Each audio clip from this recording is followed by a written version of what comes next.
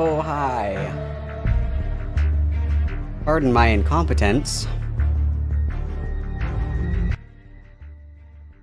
I am a professional streamer, you see. A professional streamer, you see. What is up, guys?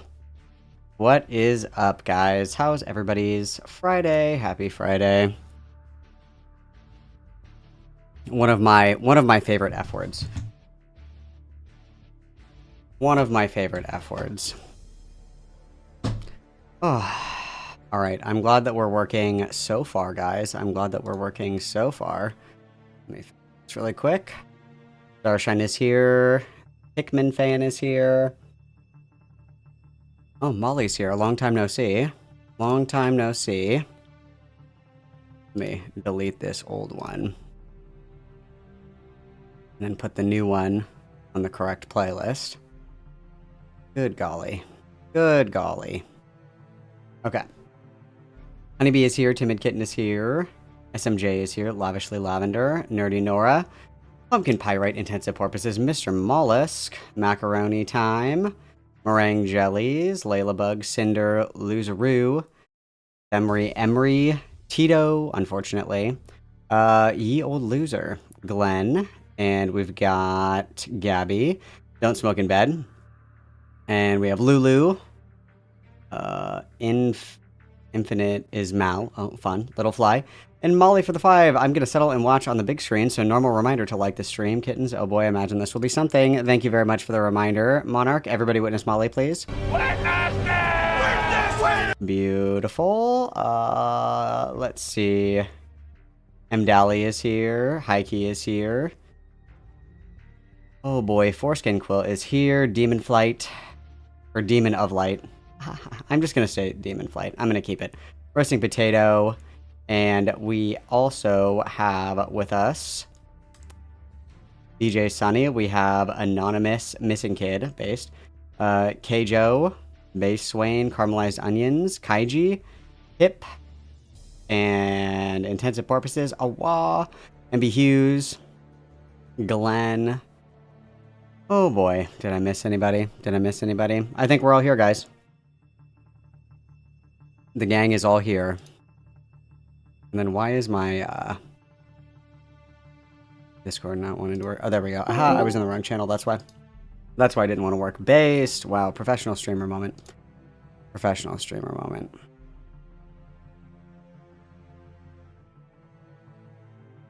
Hell yeah, brother. Hell yeah, brother. All right. Oh, how's everybody's day? What are you guys up to? What's everybody doing? What are you doing? I have some really important things to show you guys. I have such sights to show you.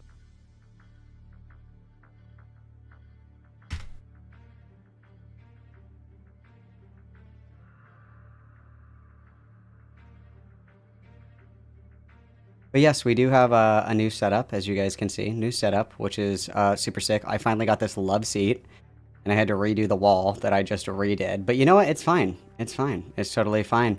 Question of the day. Does anybody know what song the title is from? Anybody know? I think that Foreskin Quilt might know, but does anybody know? Anybody know? While you guys ponder your little orbs, I gotta show you something. I gotta show you something too. Something really cool. New Subtronics music, guys. New Subtronics music. Let's witness, guys.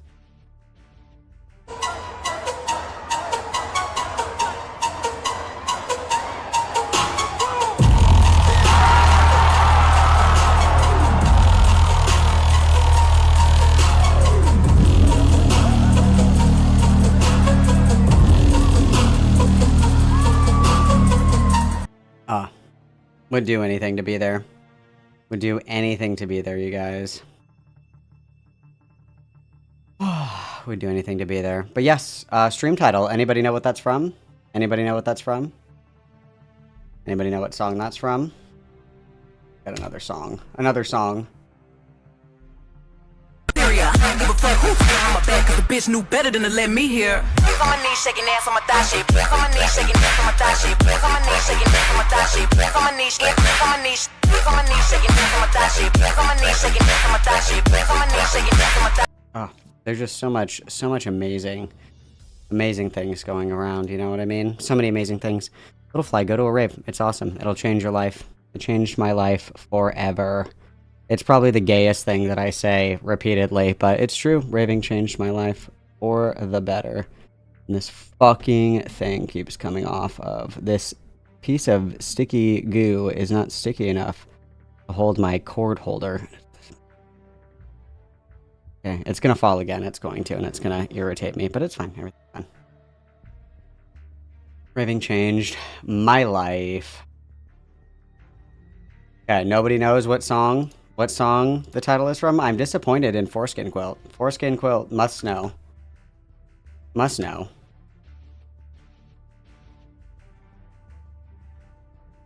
I know you know this one, Foreskin Quilt. What song is the title from, guys? What song is the title from? Anybody know?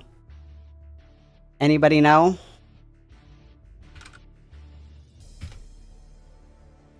It's Volpitron, my beloved. Volpitron, my beloved. Let me turn up my my volume here so we can go sicko mode. Let's go sicko mode really quick, guys. Hang on.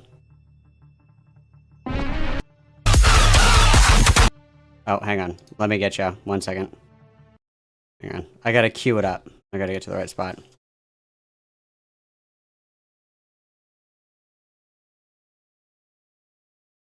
Okay. Are you guys ready? I had to queue her up. Are you guys ready? I know, I'm disappointed. Foreskin Quilt. Let's queue her up. Let's queue her up. Okay, is everybody ready? Is everybody ready to lock in for a little bit of autism time? Okay, watch your ears. Oh, Volpitron, my beloved.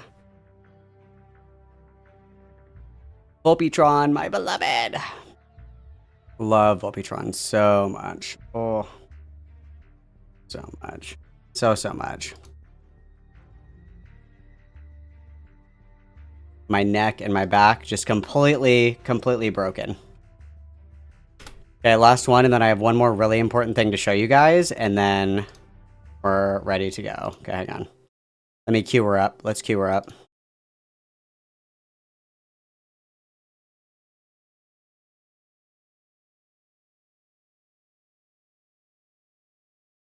Okay. Are you guys ready? Are you guys ready to break your neck? Is everybody ready? Is everybody ready? Wait!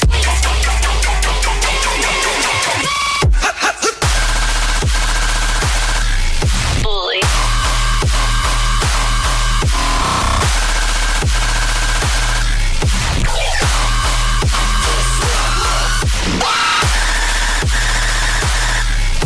Okay, I'm done. Oh, I'm all done. I'm all done. That's all. That's all I had. That's all I had. Just a few. Just a few tisms. Just a few tisms. Ugh, I love Ray Volpe. Love. Go-Go Gadget. Autism time. Very important. Very important. Very important, guys. Okay, this is the last thing that I'm going to show you, and it's very important. Okay, very important. It's probably the most important thing I'm ever going to show you guys, okay? This is of the utmost importance, okay? I need everybody to pay attention, okay? Everybody pay attention. This is really important. Madam Marble MM, flip it around. We are Charlie Kirk, we carry the flame. I got my wife so fucking good with that yesterday, dude. I called it, apparently, Gen Z is calling that kirking. When they get people with that. Apparently that's what they call it, is kirking. Big fan. Big fan. Huge fan.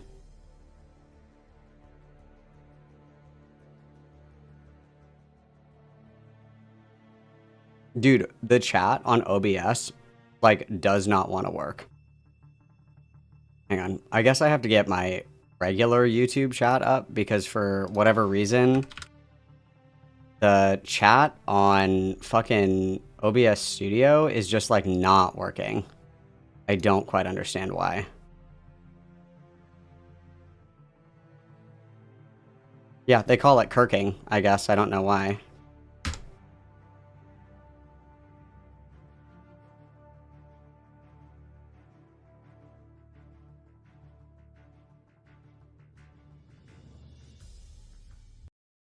Dude, what the fuck keeps happening to my shit? This is what it did earlier. All my shit just... Let me just get out of every single fucking window again. My Chrome keeps crashing. I just fucking updated it. I don't understand why. Am I gonna have to download Firefox? I'm not a fucking furry. I don't want to do that. I don't want to do that. I don't want to have to download Firefox, you guys. I don't want to do it. But my Chrome keeps fucking crashing and it's pissing me off.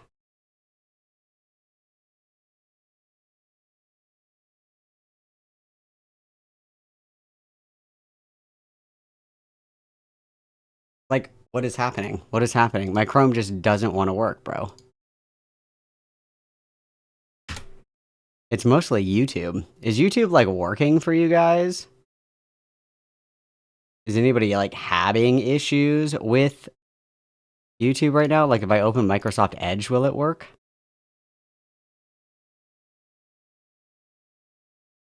Oh, okay. Wow. Microsoft Edge works. Well, maybe. I don't know.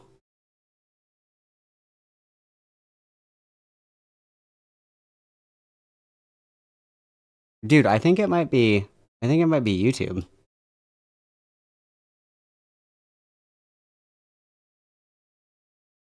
Because it's being, like, super fucking laggy on,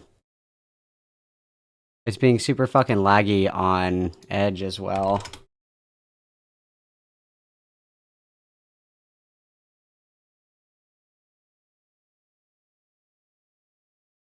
Yeah, it does that in intensive purposes, yeah. Like, it doesn't matter what I open, YouTube is just, like, hella fucking slow. And then it just, like, yeah, it's saying that I'm not connected to the internet on Chrome. Do I need to update it again?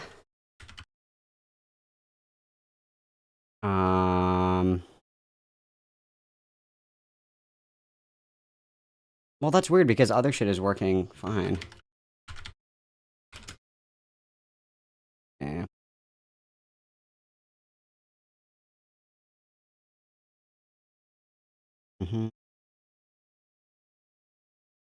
Maybe I should try relaunching it.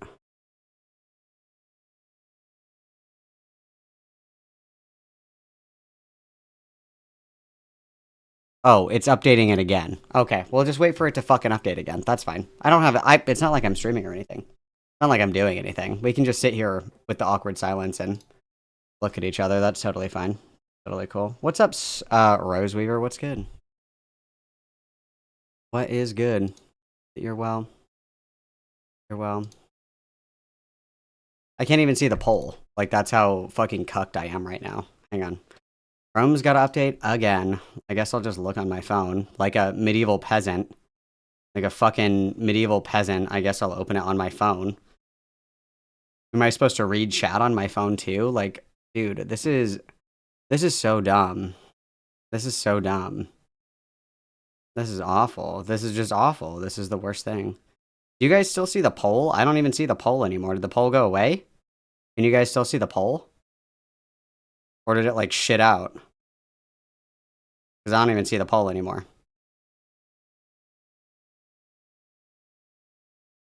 Hey, Jaden. I hope that you're well, dude. Poll's at 60 for Ant right now. That's so weird, because I don't see it. Like, it's not an option for me. That's weird. 57 likes, you guys. We're doing really good. Ratio is pretty strong. That's more than half of the people in chat that have liked, which is phenomenal, you guys. But we can definitely be doing better. We can certainly get some more. We can certainly pump those numbers up, baby.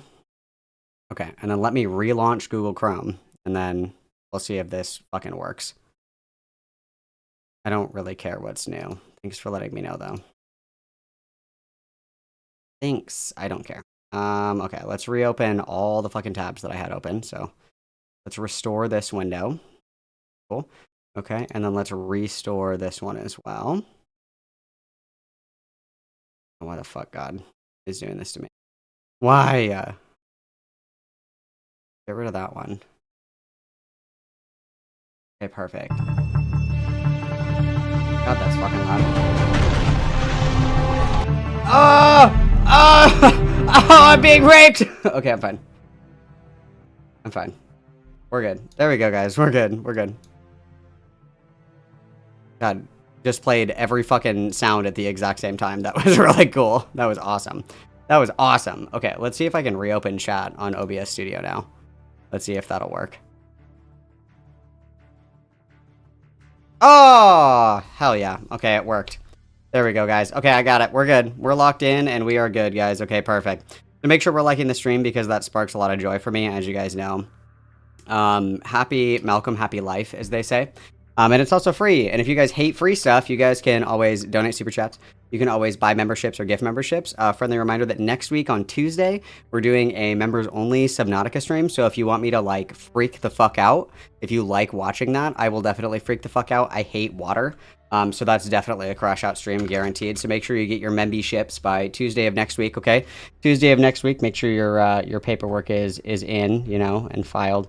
And then I'm going to need to fix this really quick. And if you also hate free stuff, you can also check out the merch, okay? You can also check out the merch.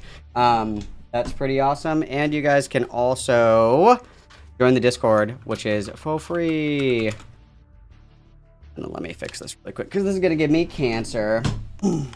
Second, I just need to, like, I have, like, these stickies, and I need this cord to stick to this. That way it stops fucking moving. Because this one isn't anymore. And I made it into the garbage. First shot. Toby. Rest in peace.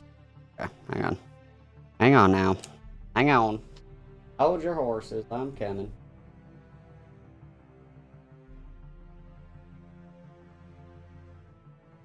Thank you.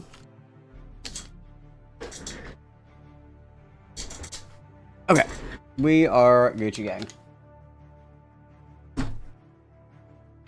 Oh, okie dokie, Smokies. We're ready to rock and roll. Okay. The other thing that I would like to call attention to is that I heard a little birdie, several little birdies, like 100 birdies actually, let me know that a lot of people in Beckett's Discord server were talking shit about me, you guys. They were talking shit about moi. Or moi, okay? Mostly about the goat catto situation and hidden heroin and Cupidity or whatever. Hidden heifer, if you will. So, I will remind everybody that I'm happy to chat on stream, you know? People always invite me to Beckett's Discord, and they're like, people are talking shit about you in here. And, you know, while I appreciate my strongest autistic soldiers, I'm not gonna have, like, a back and forth in, like, Discord DMs with people, and I'm not gonna waste my time arguing with people in different servers. That's pretty gay and stupid, and a huge, colossal shit-fuck waste of time. However, I will get paid to do it. So, people are always welcome to call in, because I would love to hear, people defend why a 15-year-old being quite literally traumatized for life, coming across Daisy's destruction, why that suddenly makes the 15-year-old a pedophile. I'd be really curious to hear that. And then this is from Hidden, the justification as to why that she doesn't want to talk to me. Quote, I don't owe people a conversation. The fact that they feel entitled to one is insane because they're demanding I spend time on them because they want me to. The reason that I don't speak to Aiden or Malcolm is because both of them don't actually want a conversation. They want content and someone to rip into, and that's a waste of time. Incredibly ironic, because that's quite literally all that these fucks do. That was quite literally what Hidden wanted out of the Cupidity Goat Catto stage. No interest in a conversation, even when it comes with life-ruining allegations against a literal fucking child. No, ironic, because, you know, every time you point a finger at somebody else, there's 3 pointing back at you, bitch. So yeah. So, I don't know if anybody's feeling particularly brave, because I'd really like to hear how that's a crazy take. I would love to hear that. And yes, Hidden Holocaust Denier is an exceptional coward. I completely agree. And then I have here, sorry Little Fly, my chat was dead. I have Great Tisms from Little Fly for 2, and then MB Hughes for the 199. Beckett server has an N-word on the soundboard. That's fucking crazy. All right, double witness, guys. Thank you. Yeah, I don't pretend to understand these people. I don't pretend to understand them at all. So, it looks like Ant versus Tactical Templar is winning, which is as predicted. I just kind of wanted to give that a time to speed up a little bit because obviously I have to listen to it on 1.5 speed. Otherwise, I will go insane and I will take literally fucking with me. And then I see that Beckett is streaming. Will somebody keep an eye on that for me and let me know if fucking Internet Adjacent gets on again to self-immolate once again? Somebody keep an eye on that for me. I will say, and I'm just going to say it because Internet Adjacent decided to leak our DMs, which I don't care. I didn't say anything crazy in there. But I literally tried to save Internet Adjacent, and then quite literally after I sent these messages, I said, please don't turn out to be like a giga rapist and make me look like a fucking idiot. 4 hours later, I looked like a fucking idiot because this bitch lied right to my fucking face. Because if anybody remembers, Internet Adjacent called in after we watched his response video, and he was talking about the Falgi Discord drama, and I just don't fucking care. So I hit him with a lot of uh-ahs, and okay, anything else? A lot of gotchas. I didn't really care about the Falgi Discord shit, so I wasn't particularly interested. And I asked him if he had ever talked to Zillow, like sexually, before Zillow was 18, and he lied to me and he said no. And so I look like a fucking dipshit. So Internet Adjacent can literally fuck off into the sun. I tried to save you, bitch. You were drowning. I thought I could help. I was wrong. You're a bad person, Internet Adjacent. Fuck you. Fuck you, Internet Adjacent. Fuck you. Because where are these messages? Let's see. So Wolf, he messaged me about Lio Convoy and the Senate being 16 plus or something like that. I don't know. And so I sent him a couple of things on the Senate. And then he messaged me and said, where are we here? I literally just saw that. Where did it go?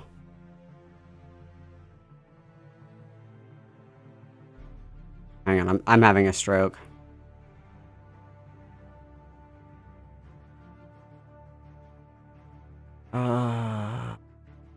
Oh, yeah. So he messaged me and said, are you able to call? I said, not till later. Oh, fuck. Hang on. I'm going to crash out. Okay. Wolfgang said, talking to Falgi right now, he's trying to prove I was aware that his server was 18 plus. And I said, you guys should talk about it. I'll moderate LMAO because I'm a potster. And then Wolfgang says, are you able to call really quick? I said, not till later. He said, do you mean live? Because honestly, I might jump on that to at least discuss it, but that's it. And I said, yeah, sure, if Falgi is down, I can host it and moderate. And then we were kind of talking about that. He said, I'm not watching his stream. I'm not going to watch it. I don't trust him to be fair, and hence why I prefer you as a moderator. Even if he declines, do you want me on anyway? I said, sure. And then he came on and we talked. Or whatever. And then he asked if I could message Falgi. I said, yeah. I said, my advice is just talk to Falgi and be done with it. No one's going to leave you alone. Tried messaging him. He didn't respond. He said no, he doesn't want to do it on his stream. And then he's talking more about this. And then he asked if I wanted to go on Slug's stream. And I was like, for like a 2v2, I was like, I'm not interested in defending you. Yeah, he said, do you want to get in a GC with me and Falgi and Slug? And I said, for what? So Slug was apparently trying to moderate it. And I said, okay, yeah, maybe. I'm unsure what you would want from me in the call. And he said, I feel like Falgi's going to schizo out and dodge my points. And I said, then perhaps you shouldn't. I don't mind moderating a combo, but I don't want to do a 2v1. If you want me to moderate, I would just reiterate, like, no, I don't want to talk unless you have a moderator. And then I told him, I was like, log off. Like, stop calling into everybody's fucking stream. Like, go outside, roll around in the grass. Like, you look like a fucking idiot. Like, you said that you were going to leave the internet because you're scared of becoming a lolcow. You are becoming a lolcow. Like, just stop fucking engaging with everybody. Stop trying to, correct every shred of misinformation or, change the perspective. stop talking yourself into a fucking hole. Just like shut up and log off is the advice that I gave him essentially. And then I think the last message that I sent him was at, it was at like 9 in the morning. And literally at 9:30 in the morning, I said, please, I said in the mod chat, I was like, please, Wolfgang, don't end up being like a giga rapist, asshole, liar, pedophile. And then literally like 3 hours later, it was proven that he lied. And he did talk to Zillow sexually when Zillow was underage. And I... Fuck him. Okay, fuck him. You know what? Maybe this is my fault. Maybe this is my fault because I believed the furry that bought a dildo named Cinderella. Maybe this is my fault. I don't know. I'm sorry, okay? I thought that they were arguing about Falgy's Discord server being age-gated. I was like, I don't give a flying fuck about Falgy's Discord server. I don't fucking care. I don't have anything to fucking say about it. Sorry. I have nothing to add to this conversation. So, and now I look like a fucking idiot. Now I look like a fucking idiot. Fuck Wolfgang. The only thing that I don't like about it is that because and I said this to Wolfgang, the more that he talks, the more it detracts from Parlo. Parlo is like a fucking freak, dude. Parlo is a fucking freak.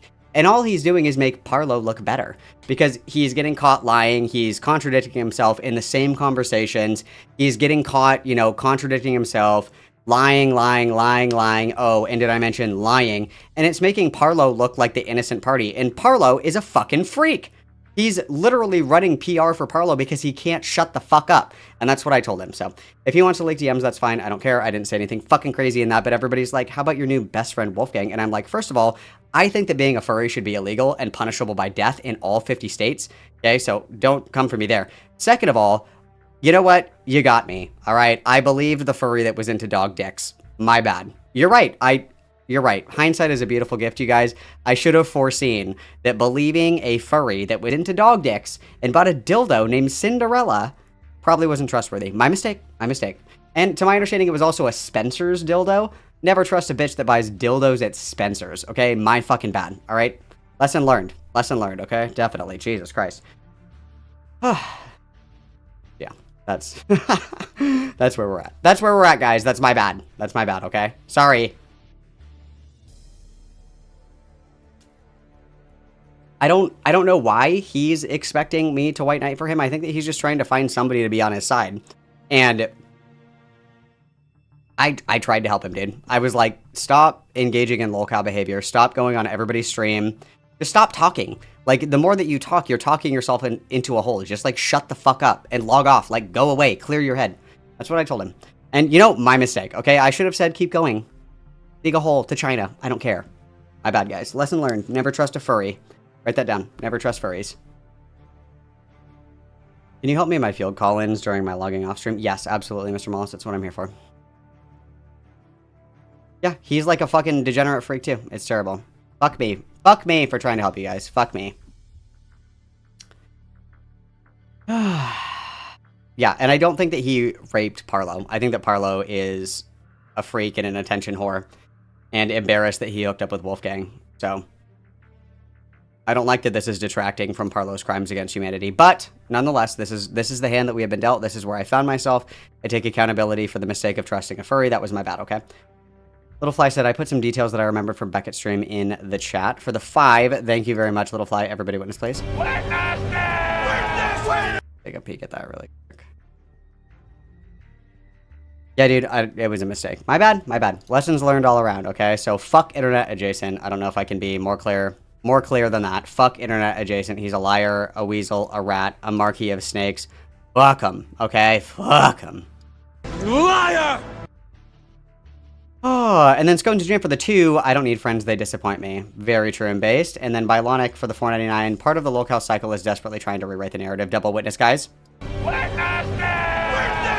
Well, and that's literally what I told him. I was like, you continuing to go on all of these shows, and mind you, Internet Adjacent at the time had what, like, before all of this, he had like 17, 18K on YouTube. I was like, why are you going to these fucking random people online that you dwarf in size for what? Like I said, take a break. You already said your piece. You don't have to talk to anyone. Nothing you say will convince whoever else, and that's fine. Take some time off and just readjust. Constantly engaging in this kind of discourse like you're going to change people's minds isn't worth it, especially if it's fucking with your head. You said your piece. You know, Parlo lost, you won. Again, hindsight is a gift. Hindsight is a gift. I totally understand. Everybody is raped in this situation. I said, don't drop your dub, turning around trying to fight other people who are small fries. And then he said, I'm just trying to move on. It's hard when it's like being brought up everywhere. I said, it's not. It's a handful of very small commentary creators that you dwarf in comparison to your community. The internet attention cycle is very short. Quit feeding it. It will die and they'll move on in like a week to another drama.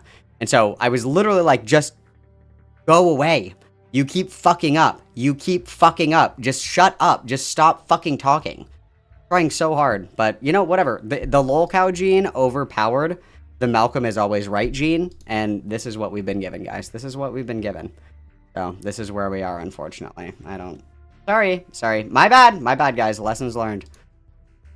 Lessons learned. Lessons learned. Is my fucking chat shitting out again? I think it is. Yep, my chat is shitting out. Glenn for the 499, the Judas Cradle for Internet Adjacent, and his Demon Twink Parlo. Hell yeah, brother. Everybody witness. Do I need to update Google Chrome again? If I have to update Google Chrome again, I'm going to crash out. Okay, Chrome is up to date. Why is my chat crashing out on here? Let's see if let's just open it on YouTube. Fuck me. Whatever did. Okay, let's check out Anthony. Let's see what Anthony's doing. Dude, now my Chrome is being fucking stupid again. Why? Why Google Chrome? About Google Chrome. I'm up to date. I am up to date.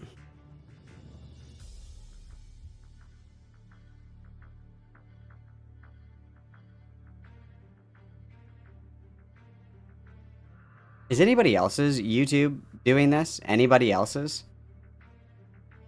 Like if I just do Google Chrome YouTube lagging.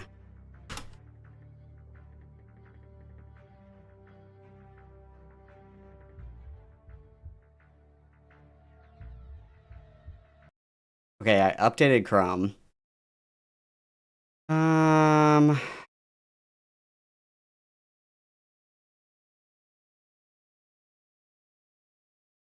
Let me clear all this stuff.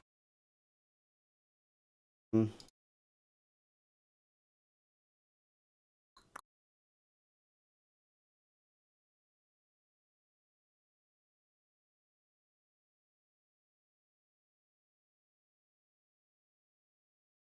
right, let's see if that works.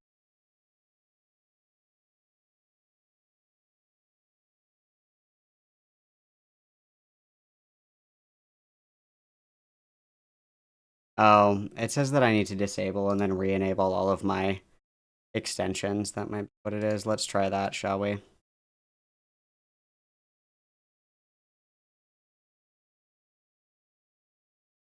Can I just like open manage extensions? Oh, click all these on and off.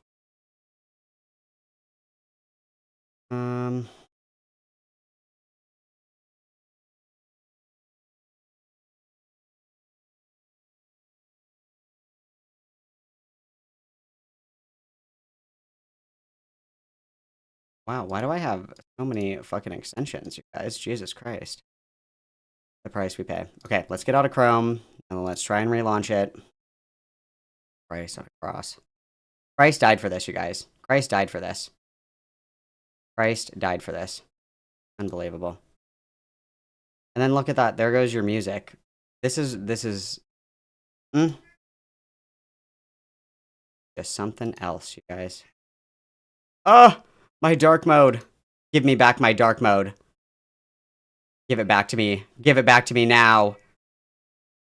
Okay, thank you. Jesus. Wow. That almost killed me.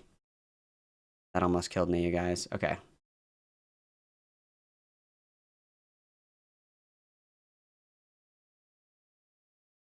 Got.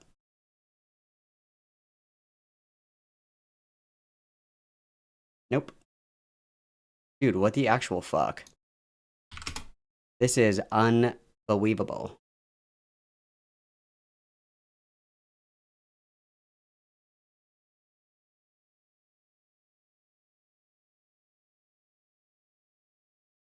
Like, now it won't even load YouTube. Let's diagnose the problem, guys. Let's see it. Let me put on some music for you. Sorry. We'll do this old school. We'll do this old school. So stupid, dude. This is so stupid. I don't even know where I put my music. I honestly don't even know where I put it.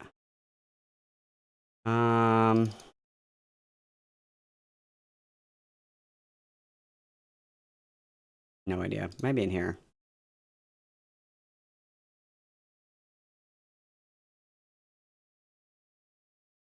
Of course not. I would never be that lucky. Okay, what the fuck?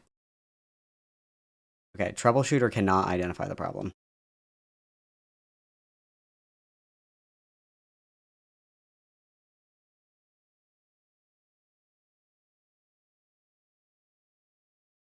What do we even do, you guys? What do we even do? How do we solve this issue?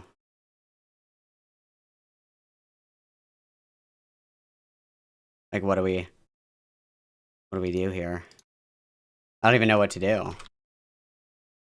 Yeah, I did clear the cache. Cache. Like, now it, like, doesn't even want to load fucking anything. Well, that's not true. It just won't load YouTube. It says the site cannot be reached. Google Chrome, YouTube, site cannot be reached. Dear God, please help me. Restart your no.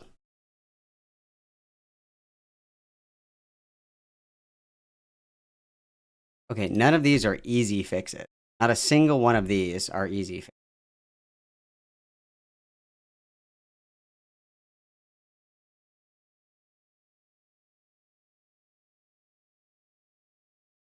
I have one more thing to try. One more thing to try.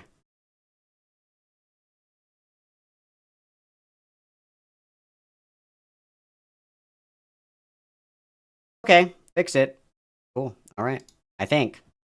Knock on wood. I think we fixed it, guys. Okay, let me try reconnecting here. Yes! Okay, we got it. We got it. We're good. We're good. We're good. We're good. We're good. We're good. We're good. We're good. We're good. We're good. We're good. We're good. We got it. We're good. Okay, let me get my music back. We're good. We got it. You're good. You're good. You're good. You're good. You're good. We got it. We're good. Okay, let me turn that down again. Sorry, guys. My bad. For your delicate little ears. I'm sorry. Got it. Yachty. Hell yeah. Let's go. Let's go, lesbians. Gotcha, bitch. Hell yeah. All right.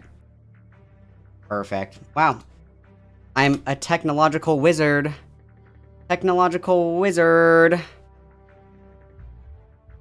Audio keeps cutting out.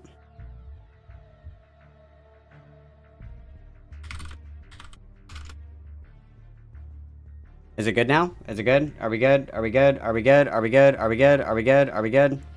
Are we good? Are we good? Are we good? Are we good? Are we good? Are we good? Are we good?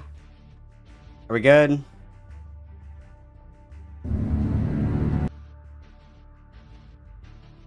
Are we good? Are we good? Are we good? Testing, testing, testing, testing, testing. Make sure we're refreshing. Jesus Christ. God just doesn't want me to stream today, apparently, guys. It's just not meant to happen. Not meant to happen, is it? Okay. Perfect. Seems like we're good. It seems like we're Gucci gang. Okay. I'm gonna go get another Sparky water because I just killed this one. I'm gonna have just a touch of nicotine, you guys, and then we're gonna lock in. We'll do Tactical Templar and Ant, and then we will move on to the Zizian update. So let me go ahead and change this.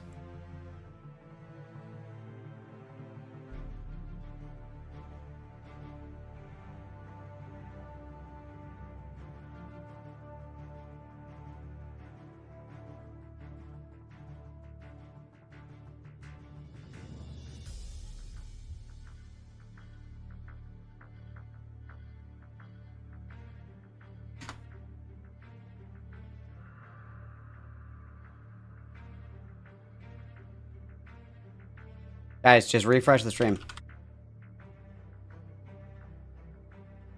You guys are good. You guys are good. Okay. All right, quick sparky water break, and then we will be right back, you guys. I'm gonna put on your key jangling, everybody behave, and then we will begin, okay? BRB, everybody behave!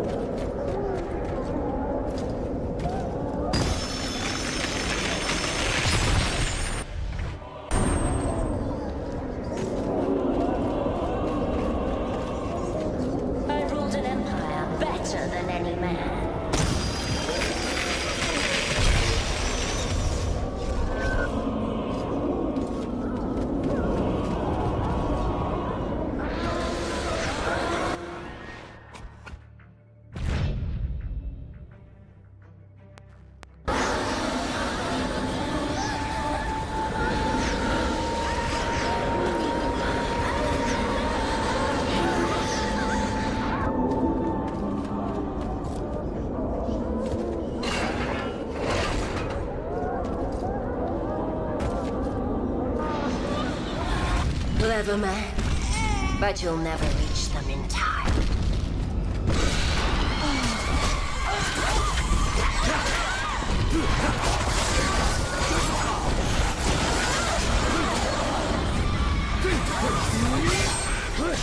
Your last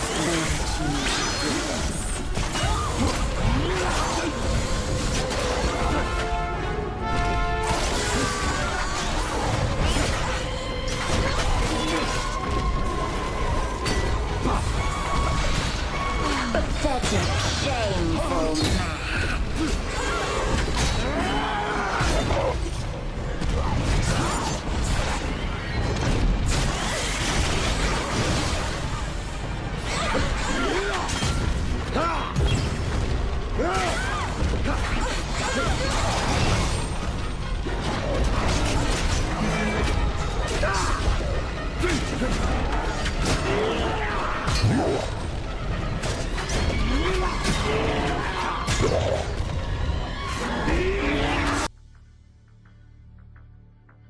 And would you look at that? You didn't even know I was gone. Didn't even know I was gone. Okay. Oh, it is Dante's Inferno gameplay. Correct. There's one other thing I want to check really quick. Do I have my old school RuneScape buddy still?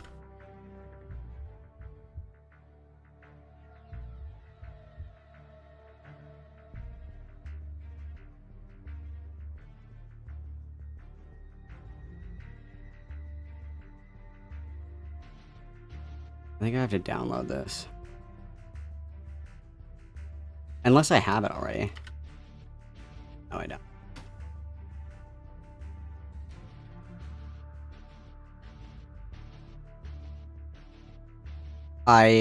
Just so you know, I might cry if I open old school RuneScape. It might happen. It might happen.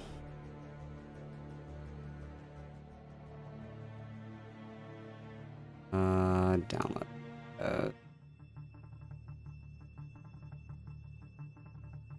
This should only take a second. I was on stream for all my old Malcolm heads that remember. I was on stream and I was getting ready to buy a membership for Old School RuneScape. And just so you know, if you have a legacy account, none of that data is saved on any servers anywhere. So when you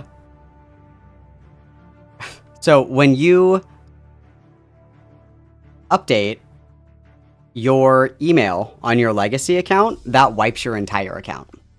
Just so you guys know. Just so you guys know, that wipes your entire account. Just so you know.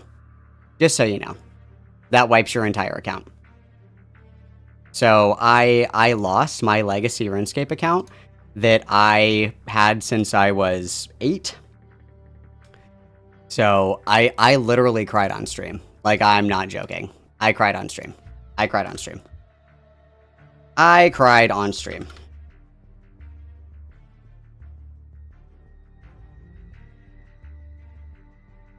Cried on stream, I did. Cried on stream, I did. And I would do it again. I could not believe what happened. So just a friendly, just so you guys know, if you guys update your legacy account, your account will be wiped. Don't make the same mistake that I did. It was the worst thing that's ever happened to me. The worst thing that's ever happened to me.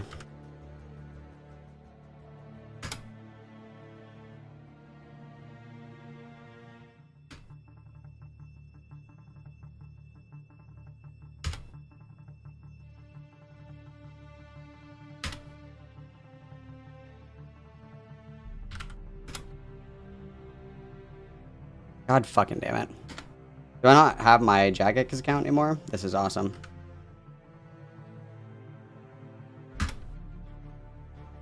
Nope, I'm gonna start crying again. I can't do it, guys. I can't do it. I'm gonna start crying. I'm gonna start crying. We have to play solitaire. I'm gonna start crying. I can't think about it. I can't do this again. I can't go through this again, you guys. I can't. I cannot. I can't go through it again. I just can't do it. I just can't do it. I'll start crying. I'll start crying. I can't do it. I can't do it. I can't do it. It's fine. I'm just gonna get solitaire up. Don't worry about me. I'm fine. I'm fine. Don't worry about me. I'm fine. I'm fine. I'm fine. Everything's fine. Where's solitaire? Come here, solitaire. Okay. Alright, let's get Anthony's stream up, you guys.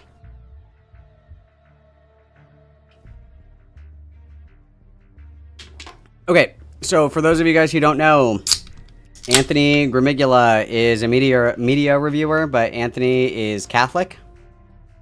Tactical Templar is a fat... I don't even know what... He doesn't even know what he is. He doesn't know if he's Pentecostal. He doesn't know if he's evangelical. He doesn't know if he's Eastern Orthodox. He doesn't know. Okay, he doesn't know. But he LARPs as a Catholic because Tactical Templar, he didn't know that Templar Knights are Catholic, so... Also, Degenerate, Lolly, Gunner, Consumer, Coomer, all very, very Catholic traits. All very Catholic traits, obviously. So, yeah. Anthony and Tactical Templar are debating, I suppose. So, let's check that shit out. Let's back her up till we get started here. And then we're going to speed this up just a little bit, you guys, because I need my 1.5... I need my 1.5 speed. Otherwise, I'll die. Otherwise, I'll die. He said he's Eastern Orthodox. No, he doesn't even know what he is. He doesn't even know what he is. So he just likes the aesthetics, I suppose, of Catholicism. Which, I mean, okay, cool. Like, Catholicism's based. All right, sure. Sure, why not? I guess that's fine. All right. Fuck me. Okay, everything's fine. I'm completely fine. Okay, let's speed this up a little bit, guys. Okay, let's begin, shall we? People talk differently when there's a person on the other side. When you can see the other person on the other line of the phone, it's a lot of points more specific to me. It has a... Yeah. All right, X9 super chatted $2. There we Nix go. is a lowly defender who went right-wing grifter. Fair. All right, I'm gonna pause supers real quick on my end, so sorry about that. And I'll have supers play out a key points between discussion points, so if chat has any questions, they can ask it. And we'll carry that as it comes. So how's it going, man? Oh, that's a big old logo. Oh yeah, right. So what I did was I just put it on what do you call it? Reactive, I think it is. Interesting. Yeah, you use reactive. It's pretty good for getting like little icons on screen. It helps. Like it's a small thing, but it really. I guess I can pause my Call of Duty. helps with visual layout so much. No, I have to move this so I can. There we go. Yeah, take your time. It's all good. All right. And if you guys have any questions for me, don't hesitate. I'm ready to go. Okay. No, I got no. I got nothing. I was paying attention to the intro a little bit, No, looking at the chat a little bit. No, that's fair. I can't blame you, man. I can't blame you. Chat's always creative with some of its comments. And again, there was one guy who had like and by the way, chat on my end, please behave yourselves. Don't be too inappropriate. No, please, by no means, no. They can go wild. Don't say that. Don't say that. One time I had someone threaten like violence on people in chat. It was crazy. Well, I mean, these people are furries. Okay, I'm not really that worried. Oh, yeah. I mean, some are. Some certainly are. No, one of your critics had a furry. I know because I'm looking in the chat. It's like a who's who of. I've seen a lot of these people before, dealt with them before. So fair enough. Yeah, you have a wide audience, I feel like, of people. And again, I want to keep this civil. I want to keep this nice and fair. Give you a chance to say what you want to say. So why don't you introduce yourself actually for my audience as well? And I can introduce myself for yours if you want. Wow. Let's do introductions, guys. Let's do it. Introduce myself. I'm a commentator. I'm somebody that does all my own editing, recording, does everything myself. Have you guys seen that video where the guy's like, how about devoted single dad? How about would do anything for a woman? How about 8 inches and thick? You guys know what I'm talking about? That's the kind of vibe this is giving me. Why don't you introduce yourself for my audience? I'm the guy that does all of my own editing. I'm the guy that gets up at 6 o'clock in the morning every day to get on Twitter and find something to talk about. Let me see if I can find this video. This video is so funny. Hello. Y'all like bodybuilders? Bodybuilders? Yeah. I like skinny, scrawny guys. How about multimillionaires? How about 8 inches and thick? How about talented? How about loving and respectful? Like 10 weeks ago, 21 years faithful. My daughter committed suicide 3 weeks ago. This is Tactical Templar. But fatter.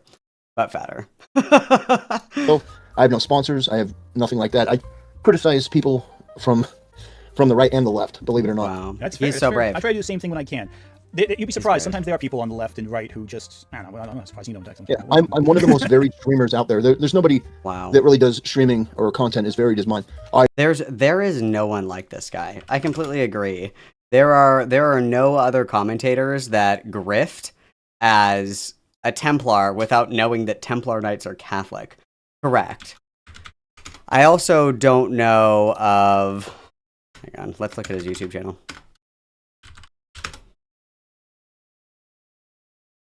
I also don't know any other commentator that has 27K subscribers and averages like 20 concurrent views and can barely break 5K on a video. Most of his videos don't even break 1K. So if we like look at what we have here, guys. We got 3K, 1K, 1.9, 788, 757, 260, 488, 165, and this guy has 27.2K subs. He's live streaming to 27 people right now, 94 views. Like, yeah, I don't know any other commentator that is as much of a catastrophic failure. So he is unique in that regard. I'll have a video about praying for a content creator, or I'll have a video about a song, I'll have a video about Trump. I cover whatever I want, whenever I want, however I want. That's how I cover content. That's fair. I was going to ask about your content strategy too, because it's very different from how a lot of people usually do cover content. Because typically speaking, the approach I take is I try to make sure it's a topic that is like every week I try to put out like one video if possible, usually about a topic that's either something I'm that particular week just interested in for whatever reason, like a hyperfixation, whatever, or something I know my audience is asking about or interested about, or in relation sometimes to some hot button topic, whether it's a person's hot take or some movie coming out. But you need to have you put out like 5-6 videos a day, and that kind of took me aside when I first saw that. So what's your strategy when choosing a topic? Xander Hall has the same problem. You overwhelm the algorithm when you're uploading like fucking multiple times a day. It's not good for the algorithm, as you can see. Xander Hall had the same issue as well, where he uploads multiple videos in the same day. Like, let's see what we're up to here. Like, this is we're just cucking the content here, because this was 11 hours ago, this is 5 hours ago. Like, you're deprioritizing your earlier content, which is almost always a mistake.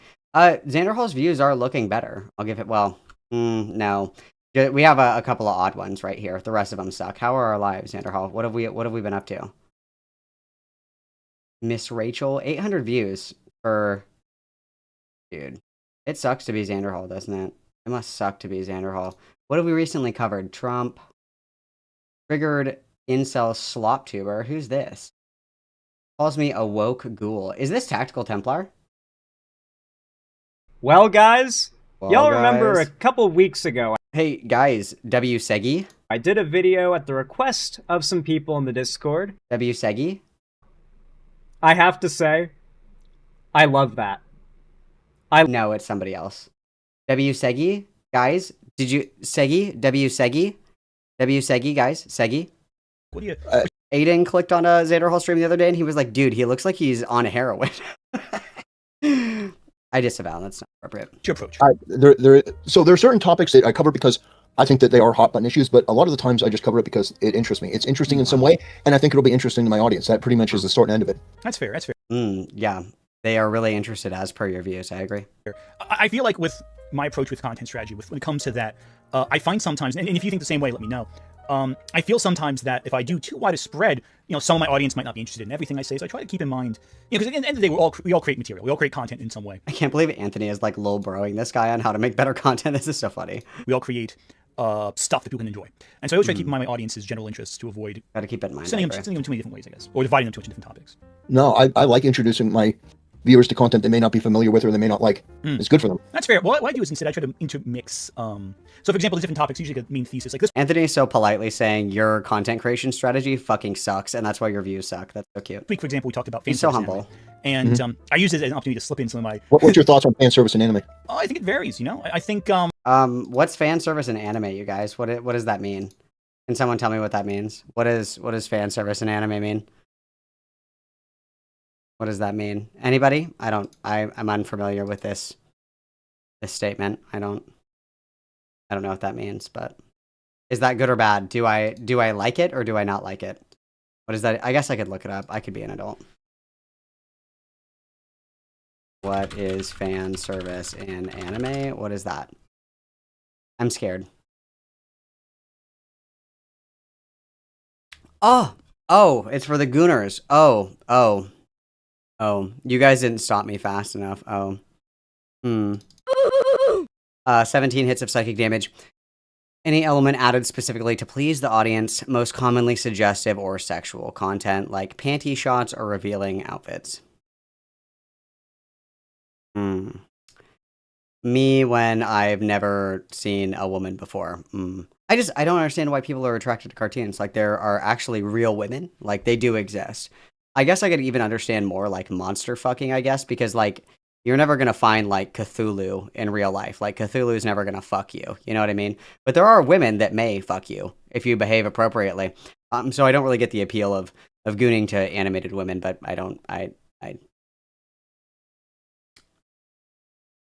All right, let's continue. I'm not gonna summarize the entire video, but the gist of it basically is I think sometimes fan service can be art, sometimes fan service can be just kind of exploitative and underwhelming. My big issue with it is a lot of the time I think it's very repetitive. Like if you've seen enough anime, you've seen every main gag at least 5 times. Like you've seen enough times.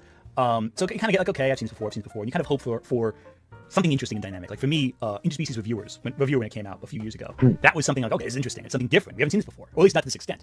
At least not in a mainstream anime production. Usually get the OVAs from the 80s to get that.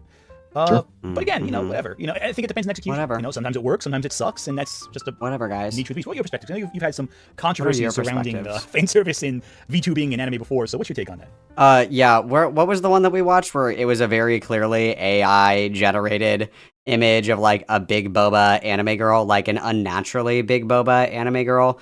Like, like it was so unproportional that it's not gonna happen. You know what I mean? Just so desperately unproportional. And he was like, this is what women look like. And it's like, not really, no. Not unless they've been on Botched or something, and they got quadruple Z fucking bazongas. Fucking... Yeah. On fan service? Well, in general, that whole... It's a different culture. And so it's like, when it comes to Pip, thank you so much for the membership, Mamacita. Everybody witness, you guys. Witness, please. Welcome. Japan, I understand that they have certain traditions and certain tropes the same way that we do in our entertainment. There are certain repeating elements in our comedy that they wouldn't understand. So I'm aware of that. I'm watching somebody else's foreign entertainment when I watch anime. So I try not to be super, super critical. It's a little bit different when it's VTubers, because a lot of VTubers, they're not, like, a lot of them are from Japan, but a lot of the ones that you see on X are not from Japan. They are there are women from the West latching onto that thing to be able to sell their OnlyFans or other pornographic material, and that's pretty much the main focus. I mean, I'm sure some are. I wouldn't say most. A lot. Shocking numbers. I mean, Shocking here's the thing, numbers. obviously- Shocking numbers. Shocking numbers of whores. There are a shocking number of whores. I agree. Numbers, and it's growing. The number of girls are like, oh, I'm a VTuber, Growing. and then they'll show like I can't even begin to tell you how many times I've seen this over and over and over on X, where you have these women, I mean, basically walking out in bra and panties, sometimes showing the face, sometimes not. I'm a VTuber. Well, You know, I gotta be totally honest with you. I think this is the Brianna Wu effect, where your entire life is painted through the prism of Twitter.com. You're like, well, all these girls on Twitter. Twitter is not real life. Just so everyone knows, Twitter is not real life. but it's really just a mechanism to sell their fansly and OnlyFans. It's because it's an emerging, popular form of entertainment. It's sort of like girls hopping on Twitch, when Twitch was about gaming, and then it became about other things. All right, well, I'm going to push back on a couple of things. Not to disagree with you necessarily, but I'm going to just question a couple of things. You know, the big thing also is, you know, obviously with a lot of VTubers, they have their other entertainment. They are usually work in different fields of entertainment. So a lot of, I know, for example, what's her name, Maury Calliope, I think it was. She started initially as like a rapper, like outside of VTubing and all that, and then moved into the didn't you get platform. a bunch of shit for that? Didn't the VTubing community come after her for that? Because she only... They yeah, said she only yeah. cared about her music and not really VTubing because she made a statement about not caring about anime. Yeah, there was something to that extent. Not, Yeah, not fuck exactly anime. it I was like a agree. dismissive- Fuck anime. Oh, I dismissive don't statement, give a like- shit about that. I'm not a purist on any of that, so Well, I don't care. I mean, let's also be fair. Wait, he's not a purist on what? VTubing because she made a statement about not caring about anime. Yeah, there was something to that extent. Not exactly not caring about anime. There was like a dismissive. Oh, I don't dismissive- give a shit about that. I'm not Oh, a purist on any of dismissive. that, so I Well, don't I care. mean, let's also be fair, and you know this Let's quite be well because fair. you create content on the internet. Any number of people can make a comment online that's taken out of context, or course. taken a different, interpreted differently, and you just extrapolate only from that. I agree. think it was one of those where she said it, made a careless comment or two, and people took it in the worst possible direction. And when she tried, you know, damage controlling, because that's what happens online, it went in a different direction. Further, I think another thing also is a lot of the VTubers are ultimately creators. They're content creators, and I know personally a lot of, you know, mainstream content people, they make Also, thank you very much, Scones and Jam, for the $2 reduce. Thank you, my little Chuttalingus. Everybody witness, please. they write, they do art, they do songs, they do YouTube videos. You have to- I think I need my Tactical Templar PNG, guys. I think that I need... Ooh, I totally forgot. Hang on now. Where's my Templar one? Hang on. Wow. Quick detour really quick. I gotta put this guy on here. Let's go. Image. I need my Tactical Templar, my emotional support Tactical Templar PNG. This is very important. Where is he? I think it was iNut that sent this to me. There he is. Got him. There he is. Look at him. Let's make it so it's like, yeah, right there. Yeah. Hell yeah. And let's put him in here. Perfect. There we go. Excellent. We got it all. Look at that. It's like, oh, perfect. There we go. Just a little bigger. Yep. That's what we like to see. That's awesome. And then where is... I need my Templar. Actually, I'm gonna do the Morale one. Because I look like I have the Templar fit on. Do I have that one on here? No, of course not. Of course I wouldn't. Why would I? Don't do that. Okay. Do that. So excited. I love this little thing that I made. I love this guy. Wow, that's fucking huge. Hang on. Wow, that's fucking enormous. Let me slow it down so it doesn't look like it's not like seizure inducing. Let me slow it down a little bit so it's not seizure, guys. That's still pretty seizure inducing. Let's put it back a little more. There. Oh, there we go. Yeah, that's fine. Okay, then we're gonna put that in here. There we go. Perfect. There we go. Now I can smoke crack. This is perfect. This is awesome. Now I can smoke crack in peace, guys. Mashallah, sisters. That's great. if you're really interested in creation, you're going to be interested in other aspects of creation too, I should say. And so I think, like with, say, OnlyFans stuff, you know, that's a market, that's a creative outlet, and you know, it is. It's entertainment certainly, and so I think, like, hey, listen, it's performance art. That's enough right there. And so if you're into one, you might be into the other, and hey, if you can make a market selling it, hell yeah, make your money. You know, who am I to tell you who am I to tell you can't make your money the way you want it? If there's an audience for it, and you can sell it, you can market yourself, or market what your product is. That's great. I mean, I remember a while back. Is that the no harm principle? Well, I mean, the way I see it is, if no one's being harmed, who cares? If there's a market for it, that's good. Fuck the guys, right? You know. Hey, Dude, I literally don't do drugs. Why would you say that? I don't do drugs. What the fuck? no, hey, listen, if you can sell, I don't mean literally. I mean, we're lonely losers. we're an equal opportunity, market here. If a guy wants to do that too, go right ahead. If you can market yourself, fine. What girl is gonna buy? What girl is gonna buy that? Now, girls are You'd too be busy surprised, buying monster books. Well, of course they Monster Bucks. Have you read Morning Glory Milking Farm, by the way? That's an important question. What? No, I have not. Morning Glory Milking Farm? Do I want to know what that is, you guys? Do I want to know what I don't want to know what that is. Never mind. I don't want to know. I've not read that. I've seen the cover enough times mentioned, but I've not read it. I do want to do a video. What the fuck is that? I do want to do a video at one point in the future about like the monster romance genre because I think it is very interesting to discuss. But That's not new, by the way. No, of course not. It's all this time. You're kidding? You have Gilgamesh and Enkidu. You know, one of the oldest stories in the world. It's just a man and his monster.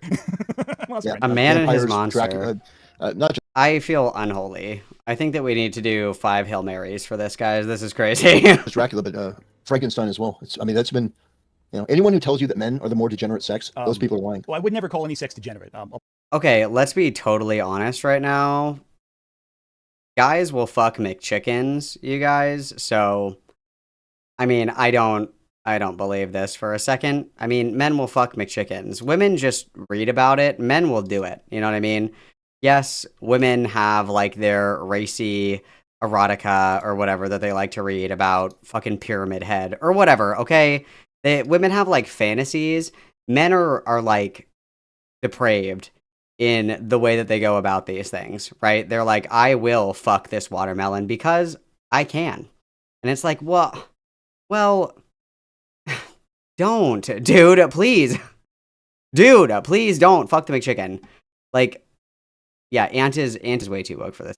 No sex is degenerate. Wrong. The Cinderella sex was degenerate, okay? When people are barking when they're fucking, degenerate, okay? There is, in fact, degenerate sex, okay? Getting pissed on, degenerate, okay? If you guys are into it, whatever, that's totally fine. But it is degenerate, yes. Right now. It's not really something I subscribe to. But like, again, like, listen, one of the oldest, what was it? The Fisherman's Wife, the woodcut painting from Japan from many years ago. I think the 1400s. No, it was more recent than that. Chat, was it 1500s or 1600s that the Fisherman's Wife came out? It was 1800s, not even sure. It's a depiction of a fisherman's wife engaging intimately with an octopus. So it's like there's always been a market for strange art that's like.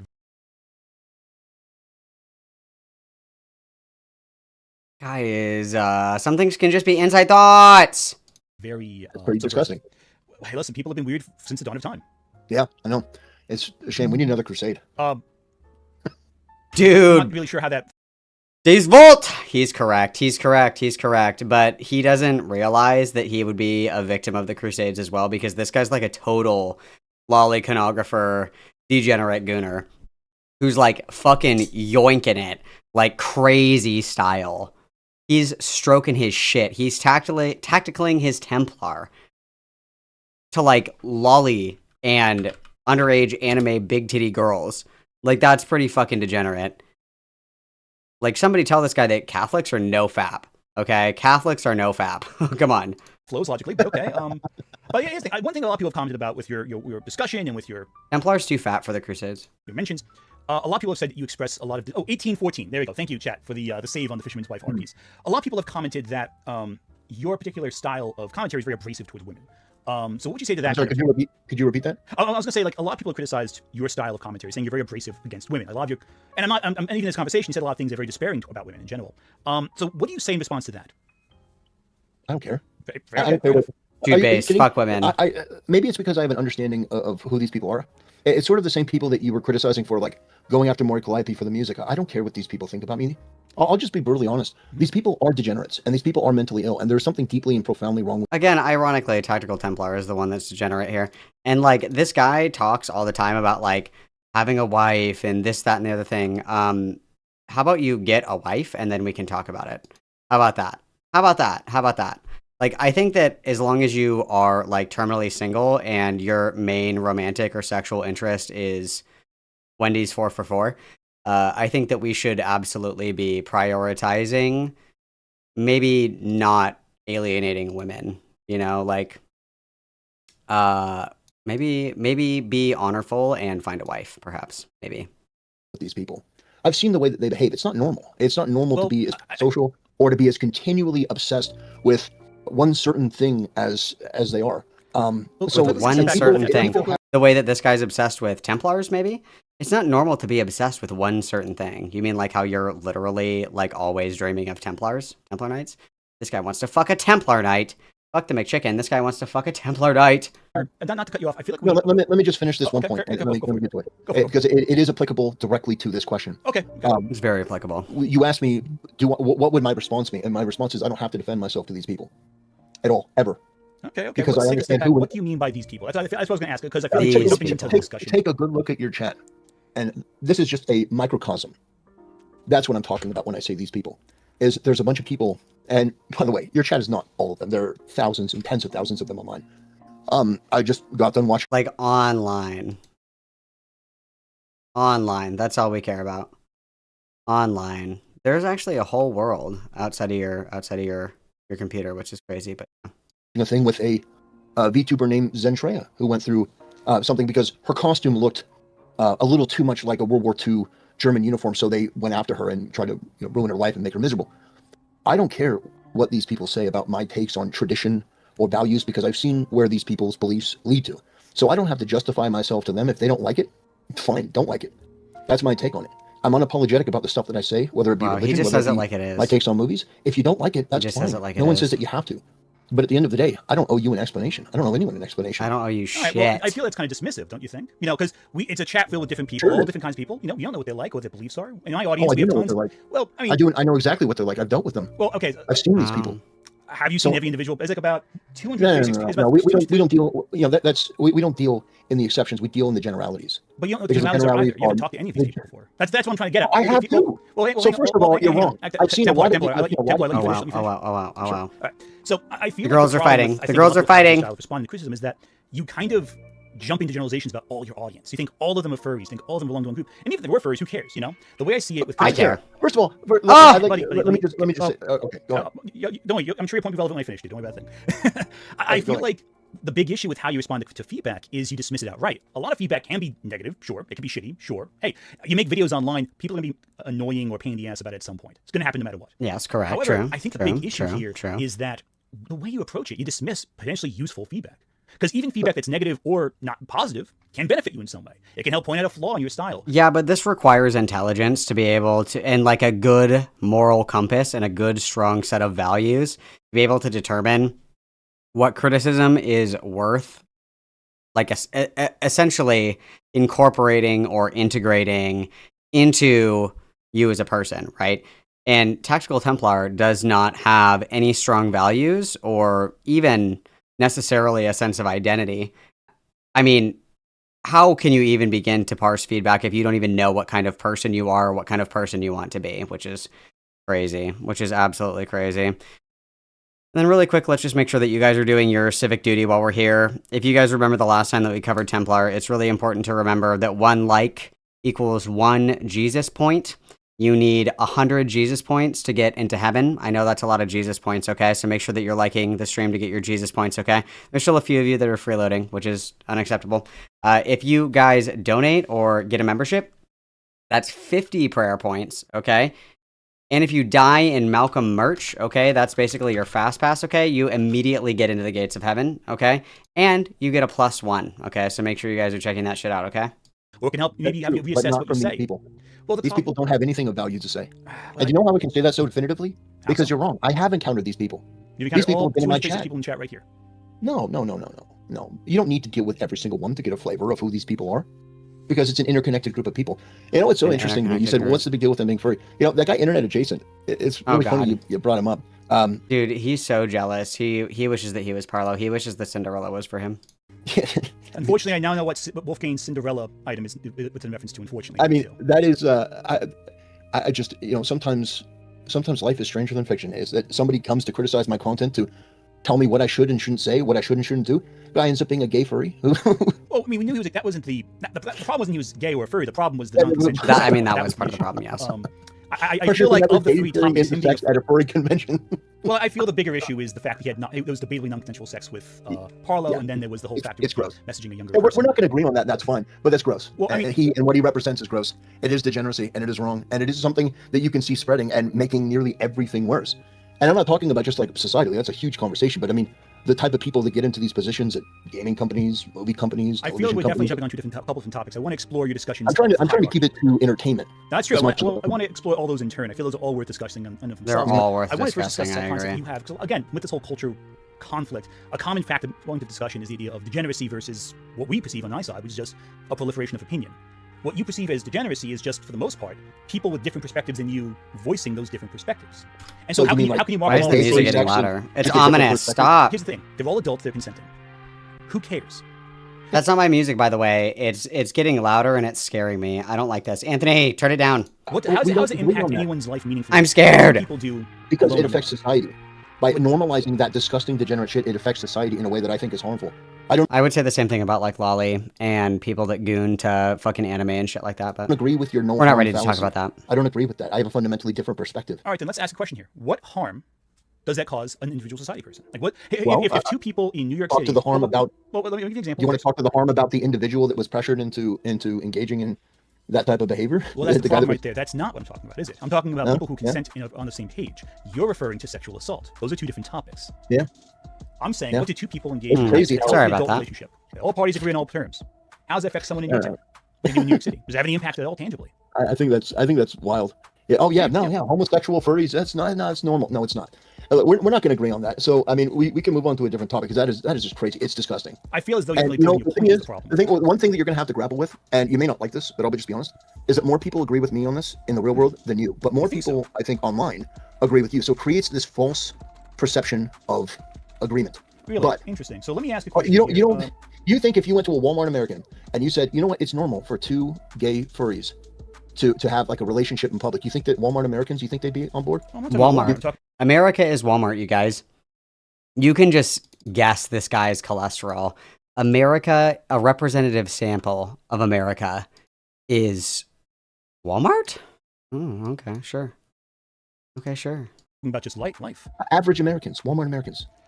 Here's the problem, though. I don't care. Average Americans. No, see, the internet creates a false perception because all of these freaks and weirdos get together, and it creates this perception of agreement, which is why online there is trans acceptance.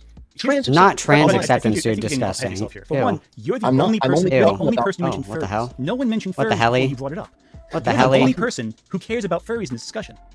That's the first problem. I hate furries. Yes, that's it. I'm talking about somebody that criticized me. Yes. And your chat is filled with furries that have been vehemently against my content. Here's the problem. So that's why I make fun of them, because these people have an established pattern of behavior continuously that I've noticed over quite some time. That's why I talk about them. At what point did anyone in my chat demonstrate any furry tendencies at all collectively? They are furries. Really? Name one. Dude, where are the furry tendencies in the room with us? That's crazy. Dude, I'm so scared. Where are the furry tendencies? Keep them away from me. Please keep the furry tendencies away from me. MB Hughes for the $1.99. I don't need to guess. I can hear it in his voice. Thank you for the $1.99. Everybody witness, please. Stanley the Cat. Oddly Noah. I see him in there. All right. Well, Noah's one example, maybe. But again, the problem right there is one person out of 290. Did a reaction.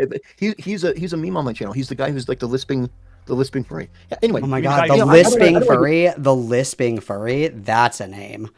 That's a good one. The lisping furry. I like that. That's a good one. That's a good one. I think it's time for a name change. I think it's time for a name change, guys. Lisping furry. That's awesome. That's awesome. Too bogged into that because we're never going to agree on that. So it's not really worth getting too down into that rabbit hole because we will never find agreement on that. And I think that's just, I think the problem is, I think if I can say one last button on that topic, if that's okay. I feel your problem is that you overgeneralize about all your critics to easily dismiss them because that's easier than actually addressing what they say to you. If you dismiss them as degenerates, you don't have to actually hear what they have to say, and thus that offers you a level of protection against whatever criticism they have about you. No, see, that is a cop-out. See, I can do two things at once. I don't use ad hominems to attack people. What I do is you just did. You called them all gay furries and said what they say is a man. That's an ad hominem. They are. That's basically what you described. Let me explain to you what an ad hominem is. Oh boy, here we go. Okay, excellent. I'm powering up. I'm powering up. Let's go. Hominem is attacking somebody in place of an argument. I've debunked every single one of the things that these people say. and I insult them at the same time. These two things are mutually exclusive. They're not wrong in terms of their argument because they're like this. Well, that's exactly what he's doing. Like, he's thinking that an ad hominem is just like an insult. An ad hominem dismisses the argument based on an attack on the individual. So if Internet Adjacent says something and I say, who gives a fuck, you're a liar, I'm not addressing the argument that he's presented. If he says, I think that, pickle spears are better than pickle chips, and I'm like, well, you're a liar, so I'm not addressing the argument. That's an ad hominem.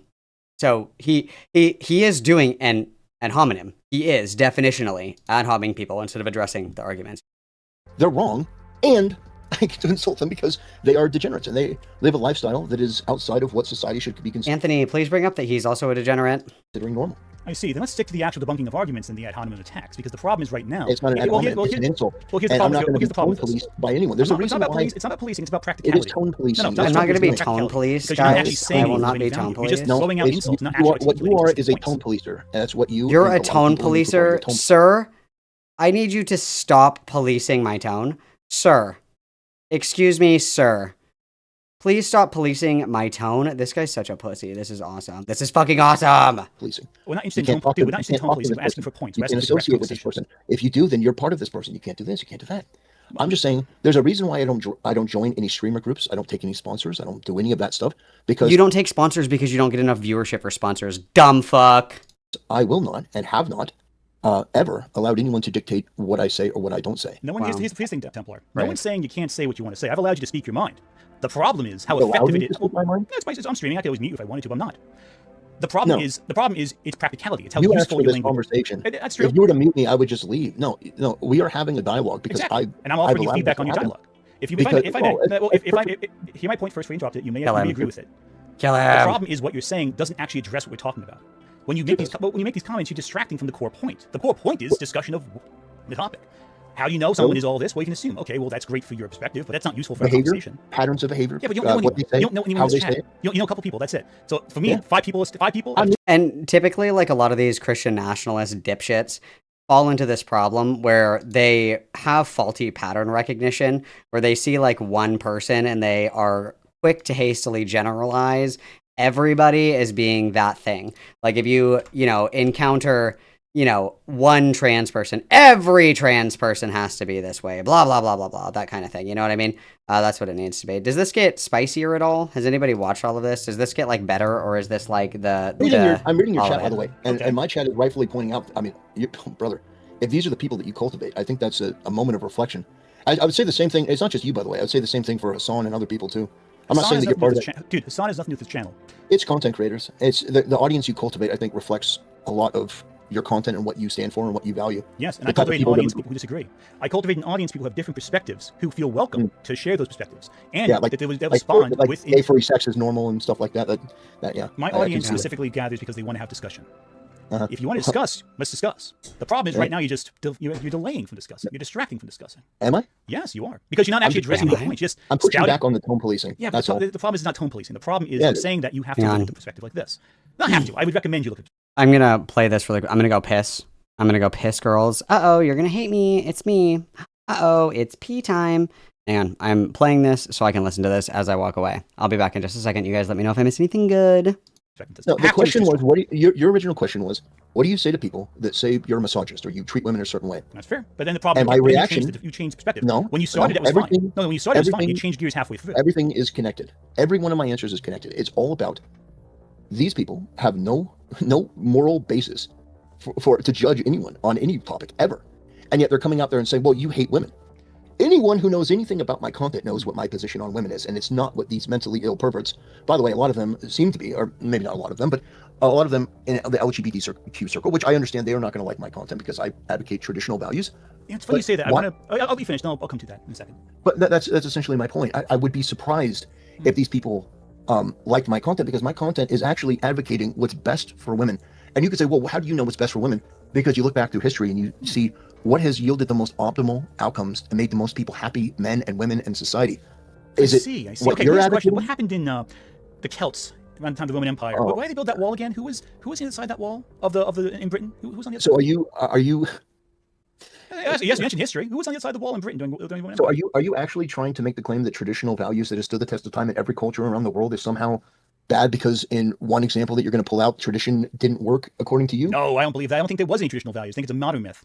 I You think the problem is traditional that values is a history. modern myth? I think it's a myth, yeah. Because you look at So- history, different cultures have So different perspectives and marriage they contradict. is a modern myth. Like getting married, a man and a woman having kids, that's a modern myth. Yeah, it's not even in the Bible. In the Bible, marriage was not defined by one man, one woman. It could be one man, 1,000 women. It could be one man and 15 women. There was no actual one standard for marriage, even back in your text. It says, and the two shall become one flesh. So they are no longer two, but one flesh. But you see, there is neither Jew nor Gentile, neither slave nor free, nor is there male nor female. No, You are all don't one in obfuscate Christ. from that. Address No, it. it's Galatians. It has a verse- number chapter right 3, there. It has verse a number 28, man. 2. Jesus himself says the two will become one flesh. You said, well, the Bible doesn't say about numbers. It literally says the two will become one. So do you have, like, without trying to obfuscate, just I'm not trying to get into a gotcha. Do you have an explanation for the two? Because did you just pull that out of your ass, or was that something that you've actually thought? The Bible says you can marry 1,000 women. Yes, there is. If you ever read the histories of the Old Testament, you forget. I'm Oh, Catholic. Okay, I came running back as I was getting my non-alcoholic Corona. This is really fucking stupid. This is really fucking dumb. Marriage is a Catholic sacrament. Marriage is between one man and one woman. And, you know, the Pope, Catholics believe the Pope knows all, okay? And Pope Francis, Pope Leo, you know, the last couple of popes that we've had said, I don't give a fuck about gay people. Don't care. Not important. There's bigger fish to fry, so to speak. Jesus doesn't give a shit. Love everybody. Who fucking cares? Okay? But Catholicism views marriage as a sacrament, okay? It is not just... There is no, you know, marriage. There is no this, that, or the other thing. Anthony is a bad Catholic. Anthony also does not believe in objective truth. Bad Catholic. Anthony, boo. Boo, Anthony, boo. Boo. Is my soundboard not going to go? That's so cool. It's not the vibes. Okay, sorry. I came running back. I'll be right back. Continue listening. The histories of the Old Testament. So you read like another book about the Bible that wasn't the Bible, and then you're No, I read the saying Bible that- itself. Read up the stories of David and Solomon. So when Jesus himself says something, do you think that is less important than like when a king says something? No, I think When quite the opposite. When Jesus says it, it contradicts the previous points. But what I'm saying is you're talking about traditional so- values. and so you when did not Jesus said say, in the you two- did not specify, let me finish. You did not specify what Jesus said. You specified what was in the past historically. In the past historically also means the traditions of Israel pre-Roman conquest. It also includes the Celts pre-Roman conquest. it's It just a includes gigantic Olga of bunch of Kiev. nonsense. It includes there's no Cleopatra. actual it's nothing. So Those are pretty you're big talking examples, about you said it's a modern that traditional marriage is a modern invention. Yeah, it is, and then I man. just pulled The out concept- Jesus himself saying from the good book that the two shall become one flesh, they are no longer two. Anyway, listen, we're not going to agree on that. You're wrong, obviously, but it's am like I? Oh my fucking god. I picked like the worst time to try and go piss girl. Like the worst time. This is the fucking juiciest part of the whole fucking conversation. I'm going to put on your Dante's Inferno really quick. My wife needs help with something. Because this is the good part. This is the good part of the conversation. I don't want to miss it. Sooner the deer. Thank you for the 5. God bless Ant, because I would not be as nice as he's being the tactical Templar here. No, because Anthony is a shitty Catholic. He can sit on the council, but he is not granted rank of master. Thank you for the 5, Cinder. Everybody witness. I can't believe that this is happening, like, on the eve of my goddaughter's wedding, whatever the fuck. I can't believe that's happening, because I literally am trying to go piss girl, and I'm missing the best fucking part of this. Hang on, I'm putting on your key jangling. I'll be right back. Okay, everybody behave. I'll be right back. Give me 1 second.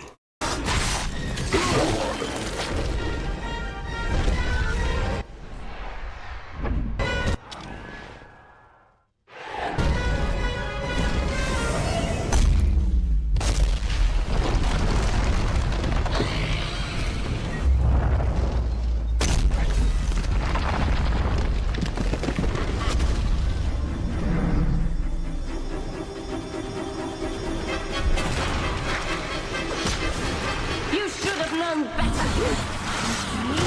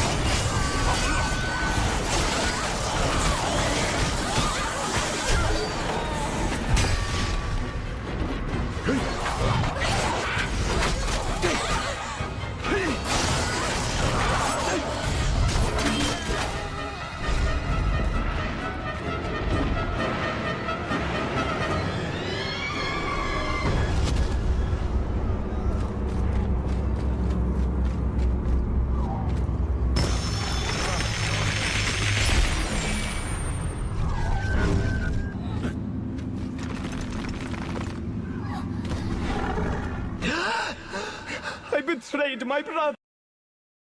Okay, I'm back. I don't know if I told you guys, but I had to get my Apple Watch. It had to get delivered. I broke mine on accident. It was a tragic mistake. I had said that I could fix it. I can fix it. I can. Allow me to. But like, it's fine. It still works. Like the face. It still works. Like it still turns on. I could fix it if I wanted to, but everybody told me no, and so I just replaced it. But I could have fixed it. I could have fixed it. Nobody believed me, so nobody believed in me. So let's go. All right. Okay, well that's the you're trying. Listen, marriage has been around. It's not a modern invention. Like, if that's. Oh no, I'm saying modern marriage is a modern invention. The concept we have currently is modern. The problem is this: historically, putting modern in front of the word. Yes, no, the last 300, 400 years, our concept of marriage was actually finalized like that. So hell, even the idea of a priest unifying people is not universally true across world culture. It's not even true in Christian culture.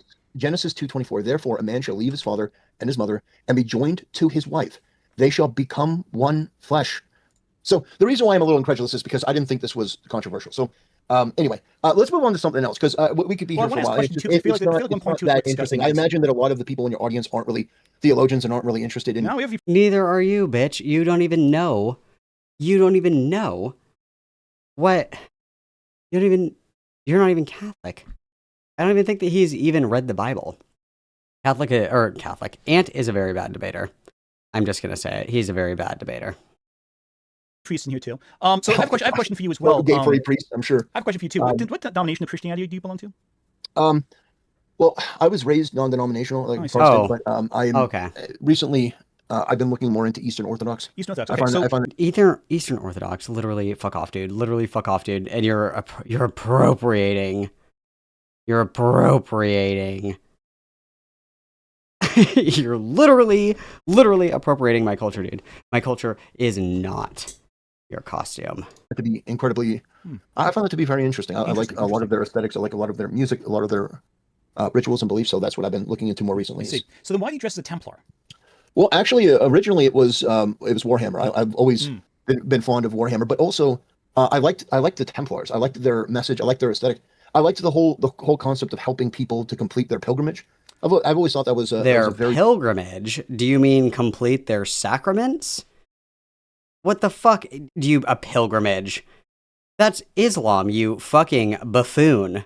That is Islam. Noble and very inspirational type of thing. You say you also have the idea of conquesting particular city ports to increase trade. Do they like the what's it called, the trade route between the Silk Road? No, it's not that deep. The Templars, the whole thing about helping with the pilgrimage and stuff like that. What the fuck is he talking about? The Templar Knights are like the gayest out of all of them. The Knights of Malta are like way better. The Knights of Malta are way fucking cooler than the Templars. Like, okay. I can see you want to turn it into something that a little more deep than it is. Well, because my family belongs to regions of Europe that actually were part of the Templars, so I'm just asking the question from a historical. Because to me, it comes across almost as stolen valor, as someone who's not Catholic. Yes, it is stolen valor. I completely fucking agree, Anthony. Thank you for finally fucking saying it. I completely fucking agree. Yes, it is stolen valor. I completely agree. It is stolen valor. I completely agree. Like, dude. Like that. No. That's a stretch. I'm sure it's a stretch. Well, look, if you want to believe that, that's fine. But then you're going to have to say that Warhammer is stolen valor too, because they use the name Templars. Warhammer just takes everything and has a good time with it. Warhammer doesn't take itself as seriously as you think. Warhammer doesn't pretend to be a religion that it's not. You're literally LARPing as a religion that you're not. I think you know very well. You probably like Warhammer more than I do. But I mean, Warhammer. I always thought the appeal of that was how hyperbolic it was ultimately. Well, it is hyperbolic, but also it has a lot of different factions. The lore is so deep in that. I've never seen any material in the entertainment industry that's deeper than Warhammer. Like, how many books? Well, deeper are in there, what sense? Do you 40? mean deeper in terms of how complex And the lore is, or in volume, terms the of how volume deep of it is? lore over something that's a tabletop game. Like, it was just a tabletop game to sell these little miniatures, and they're more like, it would take you weeks to read all of the Warhammer books. Probably. There's so it'd probably take you more like a month or so. There's Depending how, if I had like every second that they devoted to Warhammer reading, probably a month or two. It's a lot of stuff. Yeah, there are more books for Warhammer than you think. There's like 40 plus. And 40 plus. And by the way, that's talking like the main storyline. There's a lot of books for Warhammer. Oh, I've seen tons of those. Yeah, I think I have one of the Horus Heresy. Was that the book series? I never read it, but I bought it a while back. How have you not read like if you're a fan of literature and history and stuff? How could you not read Warhammer? It's just, have you seen my bookshelf? There's a lot of books there. Because Warhammer's gay. There's other books I have in storage. Warhammer's fantastic. I believe that. Again, like in terms of lore, though, yeah, Warhammer has the most, probably in terms of volume, probably it's up there. I don't know if it's the biggest, but it's certainly up there. That really is how I came about my name. Is that I am a Christian, and I thought that the Templar aesthetic was cool, and I was a big fan of Warhammer. So no, it's not stolen valor or anything. It is I'm not stolen actually valor. claiming to be one of the medieval Templar from.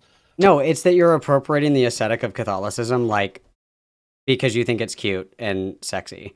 Like, that is definitionally appropriation, right? Especially when you don't even respect the virtue and the ethics that come from Catholicism. You just, like, it's like skinwalking Catholicism. It's really inappropriate. It's really inappropriate. I'm just going to say it. It's inappropriate, and it's appropriation. It's appropriation, okay? From back in the day. It's just a fun name that I thought really fair. sort of resonated. Fair. In regards to sci-fi, though, that's a topic that obviously you have a lot of thoughts on. I personally always, when I thought of like the greatest works of science fiction, for me personally, I always go back to stuff like Dune. I go back to the works of Philip K. Dick. Why the fuck are we talking about Dune, Anthony? Clarke also had a fondness for in terms of classicness, but I think like his work is a little more inconsistent. What do you think? On what now? Arthur C. Clarke's work. I feel like his work's a little more, like in hindsight, I've kind of soured a little bit on his legacy a little bit, but like, Charlie Den's such a masterpiece of science fiction literature. He got Rendezvous with Rama. That's pretty fantastic. Heinlein, I feel like a little bit like.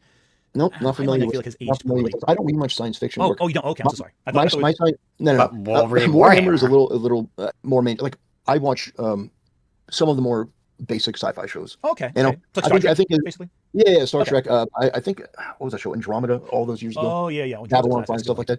Yeah, I don't really get that deep into Stargate. Of course, Stargate. Yeah, that was a great movie. I meant the show, but that too. I mean, SG-1, Atlantis, you know.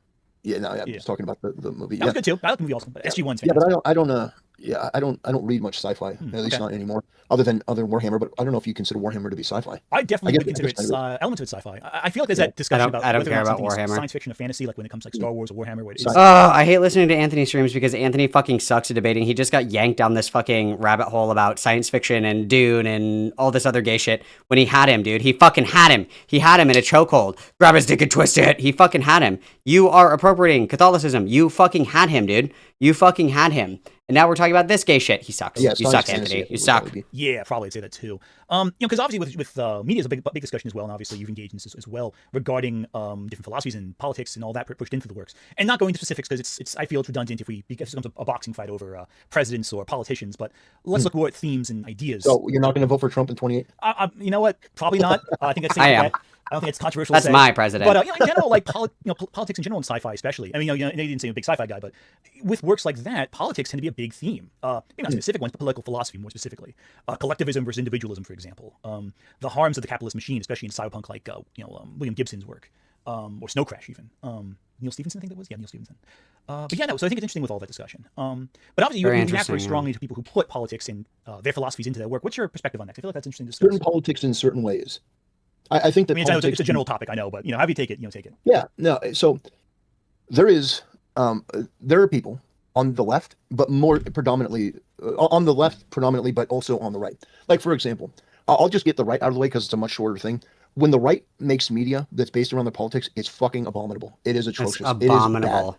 It is bad. Abominable they tried to do a snowman. cartoon. I don't remember the name. It was one of the biggest duds in history. It was something about some old guy and interacting with his woke daughter or something. Not woke, dude. About, right? Oh, fuck. Oh, the new norm. Yeah. God, I really wish. Dude, no, not woke people. Oh, fuck. That's pretty bad. That's fucking embarrassing. That is embarrassing. That is horrible on a level that's so I don't think that it's exclusively on the left, but I think that the left has progressives have infiltrated more of the normalized media and entertainment spaces, and their politics in many ways are just worse. And You know, it I'm gonna has disagree on alienated the way a lot of that people. like. Terrible I'm gonna politics, disagree on the way that I yeah. think you might enjoy. I would not say that the right-wing media is inherently bad. I think there's a lot of good. It's works of pretty right-wing shitty. media. It's pretty For shitty. example, that's one of the most successful film franchises of all time is a very right-wing conservative work, I'd say. And that's the Conjuring franchise. I think the most successful right-wing works in a very long time. It's pro-church, it's pro-traditional value, and So was everyone that seems to love created it. by How in the actual flying flip is the Conjuring universe right-leaning?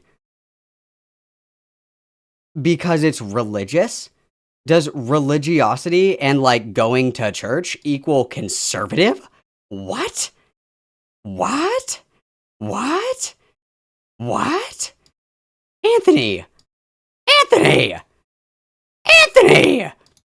What are you talking about? What? Dude. The Conjuring movies are right wing. That's.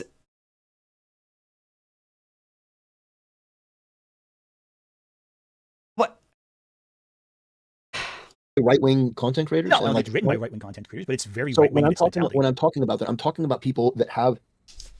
I'm not talking about people that may create content that's political, but people who are political that create content. Yeah, I'd say So good together next that's then. the differentiation. The guy who created The Watchmen, his name I Alan don't Moore. remember. Yeah, Alan Moore. He talked about Rorschach, and Rorschach was like politically in every way a disagree. He was 180 degrees from his character, but he was able to write the character brilliantly. Yeah, well, I He's able think to do it. the big thing there is Well, yeah, that's because, like, usually people that are politically adept can accurately identify what their opposition believes in. People that are adept at understanding politics and people that write good political fiction understand the points and the positions of the opposition. That's why V for Vendetta, really good. That's why Watchmen, really good. That's why The Punisher, really good. Because these are people that understand the opposition's positions and points. that Alan Moore drew from The Question, who was made by Steve Ditko, who was an objectivist, an Randian objectivist, and kind of extrapolated the ideas of The Question to a new height. And The Question's been written Right. by DC elsewhere and done really well. They tend to take the concept of the character in different directions. I think is really neat and clever and subversive. Anyway, that's your point. I didn't want to go off there. That's why I just got to. No, that's great. That's my point. My point is that there are people, whether they be left or right, that can create amazing works. There are, of course, people on the right and more noticeably on the left that are incompetent and incapable, and they can't do good work. One of the recent examples was Netflix's The Witcher series. That series in the first season was saved by Henry Cavill and his encyclopedic knowledge of the Witcher franchise.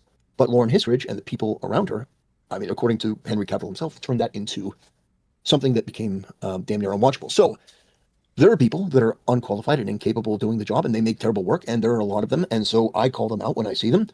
I try to be relatively fair with that type of stuff, but at the end of the day, there's just a lot of content that I disagree with fundamentally because I think that it's bad. I think that it's obnoxious. I think that it's offensive in many ways. Okay, let's what's what's an offensive that's media? interesting here. The Witcher. This isn't interesting. Tell me media that you think is offensive. Give me an example. What is offensive media? This sucks. This sucks. This sucks. This sucks. This sucks. This sucks. This sucks. This sucks. You argue, what do you think the bigger factor in The Witcher deviating from the original novels and games is? Do you think the issue is politics or market testing? Because my big issue with The Witcher is I think it took an idea that was very clever, very brilliant, and changed it to be more widely marketable as perceived by the Netflix creative crew. I think they didn't like the books. I think they didn't respect the original novel. I don't think they respected the games. And again, I think it's a bad adaptation. I do. I don't like The Witcher series as much as others If do. it were one series, by the way, there are too many examples. We would be here for the next 10 hours. All right, well, then let's focus on The Witcher then. We Let's can focus on focus on The one Witcher. Yeah, We let's can focus on The Witcher, yeah. but I'm going to very briefly mention another one to make the point that it's not just one focus group. Okay, And like just one focus like group. one focus group for this group that does this. No, it is a continuing factor that these people, these marketing types, media types, the Halo television series.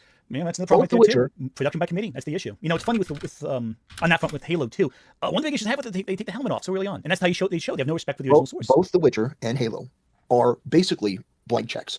It's already done. You have the built-in fan base. You have the most loyal audiences of anything in the world. It is done for you. It is a blueprint for you to basically print all the money that you want. And yet you get these artistic, progressive, creative types who come in there Lauren Hisrich, I mean, her statements about I this. think here's the problem with this line of discussion. What I feel we haven't established that the changes made have any reflection of politics at all. All of them seem to me like cynical. You don't think that Lauren Hisrich hiring the person who said that she cast women who were non-traditionally attractive and that sort of progressive filth, that you don't think that has any sort of negative implication for the entire project, that when you're out there saying that I can do it better than these people? No, I don't think that matters. The casting, you don't think that Henry Cavill constantly talked about the butting of heads that he had because he understood the character, he understood the work. Henry Cavill to that series here's the problem. was a godsend. Here's the problem. You're talking in circles here. You're not actually addressing how you can tie any political ideas to the quality of the writing. Whether or not they cast traditionally attractive women or not, I don't care. What I care about is not hot enough. It's not about them doing it. It's about them saying it. They're virtue-saying. They're broadcasting their progressive left-wing ideals to people online, to media critics and other people, and Henry Cavill himself, who is an encyclopedia. Right, we're talking in circles here. Here's the problem, though. We're not talking in circles. I'm explaining something that you don't understand. No, I understand what you're saying perfectly fine. The problem is, it doesn't matter to what I'm talking about. What I'm talking about is not how it was made. What I'm talking about was what ended up on Netflix that you can watch right now. Whatever behind-the-scenes bullshit happens, it reflects only in how it matters to what results on screen. Henry Cavill fought for adherence to the original text. That adherence. What are we talking about right now? What's going on? Any political thing you're discussing, it's not relevant to what Help me. It is 100% relevant. The problem people have with it was that they replaced the original text. There's nothing more relevant. There's a big issue. These people are stated feminist and progressive. No, I understand from your perspective why you would want to issue. I totally get why you would want to obfuscate from that because from your worldview, that's more progressive. That it makes you look bad. And no, I don't care about that. The problem is, you are fighting awfully hard to defend something that is so objectively true. Well, here's the problem. Actually, what I'm asking you is this: can you provide? Specifically, what I'm asking for is one specific thing. Can you provide the definitive link between these political beliefs that you're discussing and the end quality that we got? Because the problem is the majority of people in this world don't care about whatever random news story came out. Well, let me finish my point. Most people do not care about whatever news article came out during production about the production being troubled. What they care about is what they get on screen when it comes out. No one cares about whether or not the writing staff hired all women behind the scenes or whatever. What matters is if the product they produced was worth watching. The problem with The Witcher is not the writing room. The problem is what the writers produced. If you got the best guy, you got the best women, the best men in charge of the project, it doesn't matter because the end result's still crap. No one cares about what progress. There's any connection between a far left progressive person pushing far left progressive values, hiring far left progressive people, and creating a far left progressive. I don't care. I don't care if you care. What I'm talking about is the reality that when you bring these people in and they do this stuff, they implement these decisions, which you could say, well, it doesn't matter. What matters is this. No, what matters is when you have people that are making these decisions for political reasons or ego reasons, mixing of the two, whatever. The end result speaks for itself. And you can see this over and over. Here's the problem I have with this, though. The problem is I'm not seeing the connection. You're describing, and try to see what my perspective is, because I think here's the issue with a lot of people have. Try to see his perspective. You're saying this caused this. I'm like, okay, so how did this cause this? I'm asking for specific decisions that would made that would result to results in front of the camera. Henry Cavill is an example. Henry Cavill wanted the actors to be faithful. They didn't listen. That results in tangible material the audience can absorb and assimilate with and watch. Saying that they hired specific people for certain jobs, how does that? How does that affect with a certain perspective, with a certain agenda, with a certain mission? Right. But here's the problem with all that. I can name tons of works that had specific missions and specific objectives behind it too. That turned out fantastic. That's redundant. I can go back and forth all day with examples of politics that are effective and politics that are ineffective. But that's not really what matters. I have an unrelated. I have a question that's tangentially related. Go for it. Why do you think? And like, I'm curious about your perspective on this. I'm very curious. Of all the content creators that are out there, why do you think that somebody like Asmongold is one of the most popular content creators in the world right now? Why do you think before him PewDiePie? What do you think it was that they were able to capture something in an audience that just gravitates people towards them, or do you think that it was luck or chance? Because I'll tell you why I think it's completely related. I think I feel you're dodging the question, but I can answer your question. But I think you're dodging the question. No, if you would have shut up, you would have heard that I was about to. He's getting catty. Catty. The reason why I think it's related is because I think that people like you see things and you try to make excuses and pick and choose, like you're at a buffet. Like, well, we don't really want to talk about that. We don't really want to focus on that. Oh, this doesn't matter. That doesn't matter because it's inconvenient for your worldview. But the reality is that there are certain people. The reason why is because at their time, both of them were criticizing things that were considered normal mainstream. Somebody like Asmongold continues to go out there and criticize the things that are taboo to criticize in a lot of cases. That's very taboo. And it does apply to this because Asmongold is somebody that says the things that people agree with, but they're not allowed to say. So he'll criticize. I would be shocked if you didn't. But my point is still valid. No, you look at what Asmongold criticized. Asmongold goes out there and goes, "Yeah, we don't want fat women in games." I don't think that. I think they're successful because they're fast food entertainment. They're simple. They're direct. They're fast food entertainment. Basically, yeah. There's very little substance. They're just easy to digest. Did you say fast food? Ruh-roh, Raggy. Neuron activated. Did somebody say fast food, spiritually and physically fat. Anyone can watch them. I mean, there's plenty of fast food entertainment. Because Why Asmongold is these successful for the people? same reason that McDonald's is successful. You get it quickly, you get it, you understand, you absorb because it, McDonald's is that's it. corporate. McDonald's is safe. Sanitized. Oh my Why god. they repeated the same things over and over. No, It's it could corporate not greed. be And more McDonald's the same wrong, thing my over and over friend. again too. They offer the audience specific No, product, and they no. provide it Asmongold repeatedly. and PewDiePie before him offer some, and this is completely and totally related to this conversation before, by the way. All right, I don't see how yet. I'm not convinced yet. But I you're allowed to will. I continue. promise you, I will link it all back. Okay. Because what you're doing here, and it's perfectly What fine. you're I understand doing, why with buddy. the audience you have and all that. I understand why. There's an attempt to disconnect There is the an progressive attempt. politics that lead to these bad results that are obvious. Because it's like clockwork. It really is. It's like I mean, there are clockwork. too many examples for us to go over in this one debate. Right, but you the haven't reason given why one example yet. That's the problem. You're giving a lot of I mean, ideas, like, but not I connected. just mentioned The Witcher, Halo. Right, but you haven't connected. those are The problem is two you're saying examples. names, but you're not connecting them to the core arguments you're trying to talk about. The fact that they were bad, the fact that We should have made a bingo card. they were filled with people that despise. Yeah, Have but you listen, listened? Like, I'm there's sure tons you of have. movies because that are trash. That doesn't mean who anything. cares about Lauren Hissrich, really? But have you heard any of the statements that she's made about people that are gamers and stuff? It's that sort of mentality that I'm better Gamers. than She's these a gamer. I don't because think the the average person mentality cares is unless I'm you better can than connect these with the media. people. I can do something better than these people. I'm better than the writer. I these people that have no real credibility. Well, you know and what no else has Not said any, that I everyone agree. else in come the out age. here and think that they can do it better. It is I'll that give you a counter example then, if I may. Yeah. Back in the 80s, there was this one guy. He was a set designer, right? And he was hired for a job just to take McDonald's styrofoam containers and glue them to walls. That was his job. This is a true story. You'll see where I'm going with in a second. True His story, job was to guys. glue these things to a wall and make them look like the background. Over time, he gradually took over the production until he was the pseudo director of the film. He told the director how he could do the shots better, how the director was fucking everything up, and he would keep going on and being more aggressive, pushing harder and harder until he basically took over production without even officially. How's this Segi, guys? changing his W title. Segi? In fact, W the producer of the Segi? film, Roger Corman, was so impressed by this, he gave the guy a directing duty, and the film failed immediately. His first directing gig, complete box office flop. I think very has sad. like 12% of Rotten Tomatoes. Miserable experience. He almost We stopped hate to directing. see it. We Kinda hate to proved, see it. Despite all of his ability to take over production from behind the scenes, he had no talent in front of the camera. He had one more chance, and that second chance was Terminator. I'm talking about James Cameron. James Cameron. What the fuck? Anthony! You have Tactical Templar, the fat, like, fucking lolliconographer connoisseur, LARPing Catholic dipshit right in front of you, and all you can fucking talk about is your gay fucking movie. Stop! Anthony, stop! Anthony! You're Anthony, please! went on set and said I knew better than everyone else what I'm doing, screwed around for about 2 different films, and then produced one of the greatest works of science And fiction. then. The idea that someone And is then better Chad. behind the scenes doesn't matter to me. I don't care if someone thinks they're You better talking than about anyone else. Avatar? I'm talking about hey, the guy has the most successful films of all time financially. He's doing something right. Whether or not you think Avatar is a good movie or not, I personally don't. It's doing something that's appealing to a wide audience. The problem, and James Cameron How has did never been we subtle get about putting here? perspectives on the films. I When he's used like, to Cameron did not know put his own you beliefs in so Avatar. How is an well. environmentalist? Reason why Avatar worked. Hang on. Two Well, reasons. let's I understand it's irrelevant. Well, but the reason why Avatar worked has before nothing you say to that, do let's with respond to your first personal point. politics. Let's respond to your first point. You said that James Cameron doesn't put his own perspectives into. The reason why Avatar worked is because it was, I mean, visually it was very beautiful, but also Visually. it was a simple story that people understood. It was, Oh, this is activating my neurons. You guys, you have no idea how much I fucking hate Avatar. I think that Avatar is a government psyop implemented by the Jewish space lasers and the others from the other side of the wall. That's what I think. If you want to know the truth of the matter, I think that it is a lie that Avatar is the most popular film ever created. I don't think that's true. I don't think that's true at all. Just like I don't think that Helen Keller flew a plane. Okay? I don't think it's real. All right? Name a quote from Avatar. You can't. Name one character from fucking Avatar. You can't. Tell me a line from Mean Girls. Tell me a line from Tommy Wiseau's The Room. Okay, it was not integrated into culture at all. It was culturally insignificant. Nobody fucking remembers it. It was very unmemorable. It was very stupid. It was very gay. It was very dumb. Somebody needs to stop James Cameron! Someone needs to stop him. Okay? Someone needs to stop him. Alright?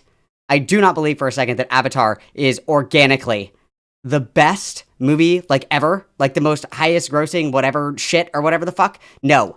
No. Never. It didn't integrate into culture. It's not real. It's not real. It can't hurt you. Avatar can't hurt you. It's not fucking real, okay? you know, you call it Titanic in space.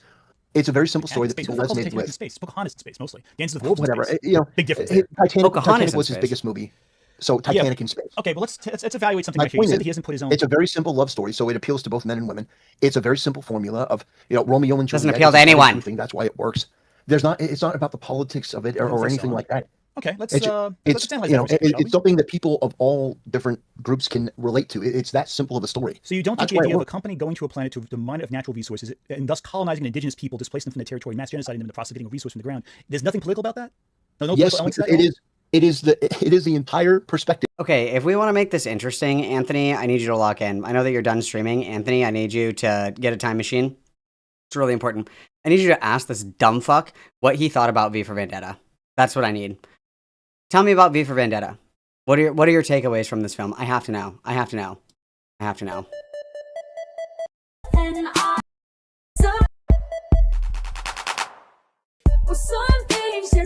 Some things just make sense, and one of those is you and I.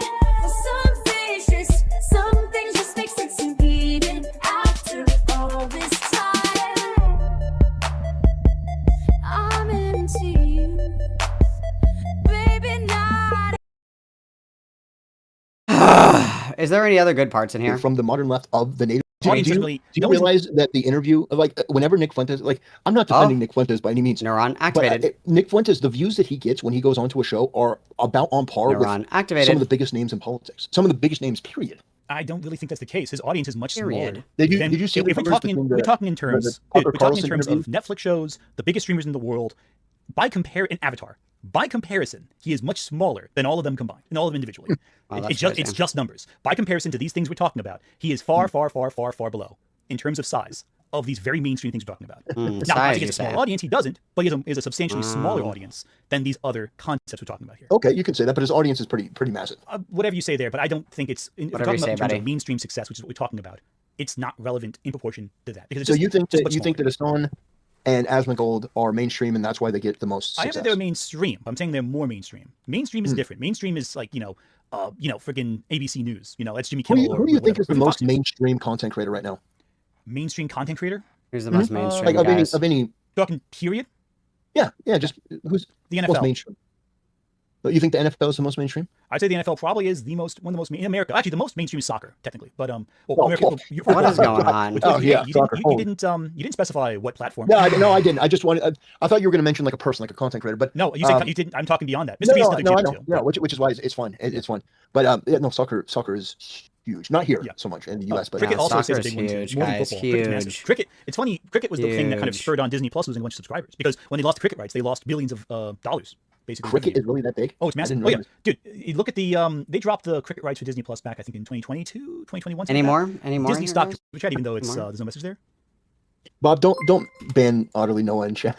Let The him Gamer stay Ninja there. 24 super chatted he's fine there. $5. He's It is a very harmless, dangerous thing to furry mistake weirdo, speaking but- without thought. Yeah, for speaking the ban truth. him. Anything else? Benoit Blanc. That movie has a lot of great lines. What those movies say. At Demi Supreme super chatted $2. When will RAM food prices decrease? Real politics. That's the real thing. How much the price of eggs are. At Charlie Price 8372 super chatted $10.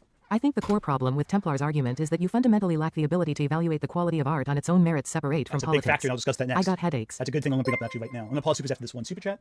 At Ghost Gamer Gaming super chatted $5. So if furries are degenerate, why does Templar simp for lolicons then? That's also degenerate. Yeah, it's also true. That's a fair point. Oh, That's there we go. degeneracy Okay. right there. Okay, so here's one question too that I think really relevant. A big issue here seems to be that It's certain not, but I know what you're going to ask. That retard in your chat asked it, but well, yeah, well, I disavow this I have no language. problem. I have no problem with you asking it. I was going to ask about the question about judging art with politics. Judging what? Yeah, I was going to ask you the super chat before that one you're referring to. Oh, yeah. I have no interest in discussing anything involving that particular topic, but I do want to discuss because I feel like that's a exercise in allowing you to talk about a topic I have no interest in sharing with my audience. But discussing Allowing me to talk politics is about what it? I'm more interested in. Your audience Yeah, is sure. obsessed with that shit. I'd rather talk about discussing how to judge art separate from politics. Sure. Yeah. So, frankly speaking, a Frankly big issue I think a speaking. lot of people have with your particular brand of criticism is that it feels as though you judge art completely dependent on the politics therein, and not art as actually a work that's worth discussing. Yeah, not worth discussing. So, at for all example, you're either. talking with The Witcher in terms of all the politics are bad. Well, the problem with The Witcher is I skipped so far ahead and we're still on the fucking Witcher. Samuel L. Jackson. Yeah, Nick Fury's probably been purple in the comics. The comics he have been ever going on has, for so long. The comics have been going on for so long. Like I don't about think 30 that years there's at that point. Yeah, I don't think that all comic adaptations are ones that should be respected. I don't think that you have to respect all comic adaptations. Okay, then why should we respect, by that same virtue, why is the book any better? I'll give you an Why is example. if we're not respecting the comics like that, why is the book fully text The Witcher? I think, well, because I think that there are different levels to this. And comic books, by the way, are very weird. I think it would be very unusual although it may be pretty funny, if in a Superman movie, if the next Superman movie came out and they introduced pink kryptonite. I think that'd be very Pink funny, but I It's think entertaining too, but I think also That's that woke. I enjoy seeing. my point is That's you woke. don't have to introduce everything from the comics. Est-toi woke? You guys seen that video? Est-toi woke? You guys know what I'm talking about?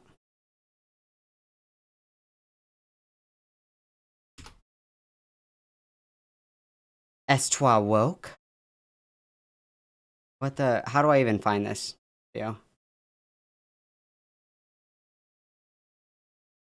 How do I even find this video?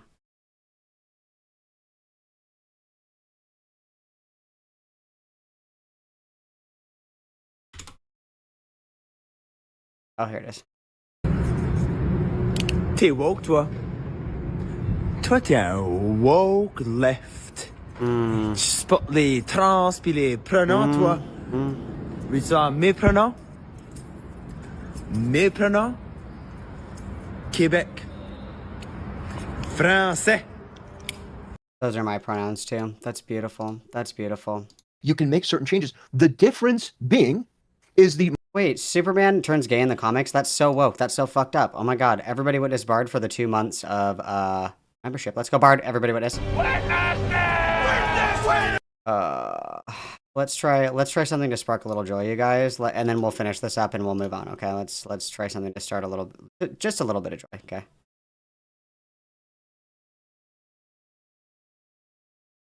I think I told you guys I read an article about like how like the face that I make when I hear that music. Sometimes it looks like I'm possessed. A lot of the time I'm like, it's like the stank face, or you do like like yeah, like that is actually a biological response because our early ancestors would get adrenaline spikes when they would hear loud rumbling noises because they would think it was like a herd of elephants or some shit like that. And bass emulates that feeling in the body, and that's why people make crazy fucking faces when they're listening to dubstep. Oh, fun fact. Okay, let's see if there's anything else. Motivation and intent, and is it a good decision for the franchise? If you have a decision that's being made, you have to think about what effect does this have. It's sort of like in chess. Okay, boring. So I'm not going to How watch. long do they talk for? I'll have to. Save your point for when he's done. Free software. The Avatar costumes background. That's Avatar pretty much it. again. There's free. We mentioned Blender. That's a free modeling animation. I Back in the day, we used to make games for free. We used something called. Oh, okay. But doing so in a way that is incredibly creative. So did you want to talk about Captain Marvel real quick? I think I'm Oh my god! All right. Anthony, I'm so fucking mad at Anthony. You got Tactical Templar, the guy that like never fucking goes on anyone's show ever after he got fucking raped by Einut, and you want his opinion on fucking Captain Marvel. Ask him about V for Vendetta. Ask him about Watchmen. Ask him about The Punisher. Why are you doing this? Please, Anthony. Anthony is such a fucking shitty debater. What a waste. What a waste. Okay. Final thoughts. 100%. Coming at is, I don't know if I define it as doxing, but like if that's what. First of all, Okay. that's not, That might be good. Okay, let's back up a little bit. been calling me consistently. How did Noah try doxing you? I'm not sure. Who the what fuck that is was. Noah? Who the fuck is Noah? Hang on, I missed something. We have disagreements. You were able to at least come up with something that was cogent enough where I could say, okay, Cogent. maybe I can have a dialogue. That's a word. That's ultimately what did it. Most people. A ghoul. A manor. A cadaver. Shut the fuck up. I don't. I've avoided a lot of it because I haven't seen that it's worth my time. A lot of these people, they will try to get a conversation based on bad faith, based on dishonesty. I had a guy that tried to get on by saying that he was a Christian, that he was, a fan of mine, all of these things. And then when he gets on the chat, it turns out that he's, none of those things. It basically Turns out false that pretenses he and stuff. sucks. But I think to your credit, even though I don't agree with you on a bunch of stuff, I do think that you believe the things that you believe. Which I certainly do. That's brave.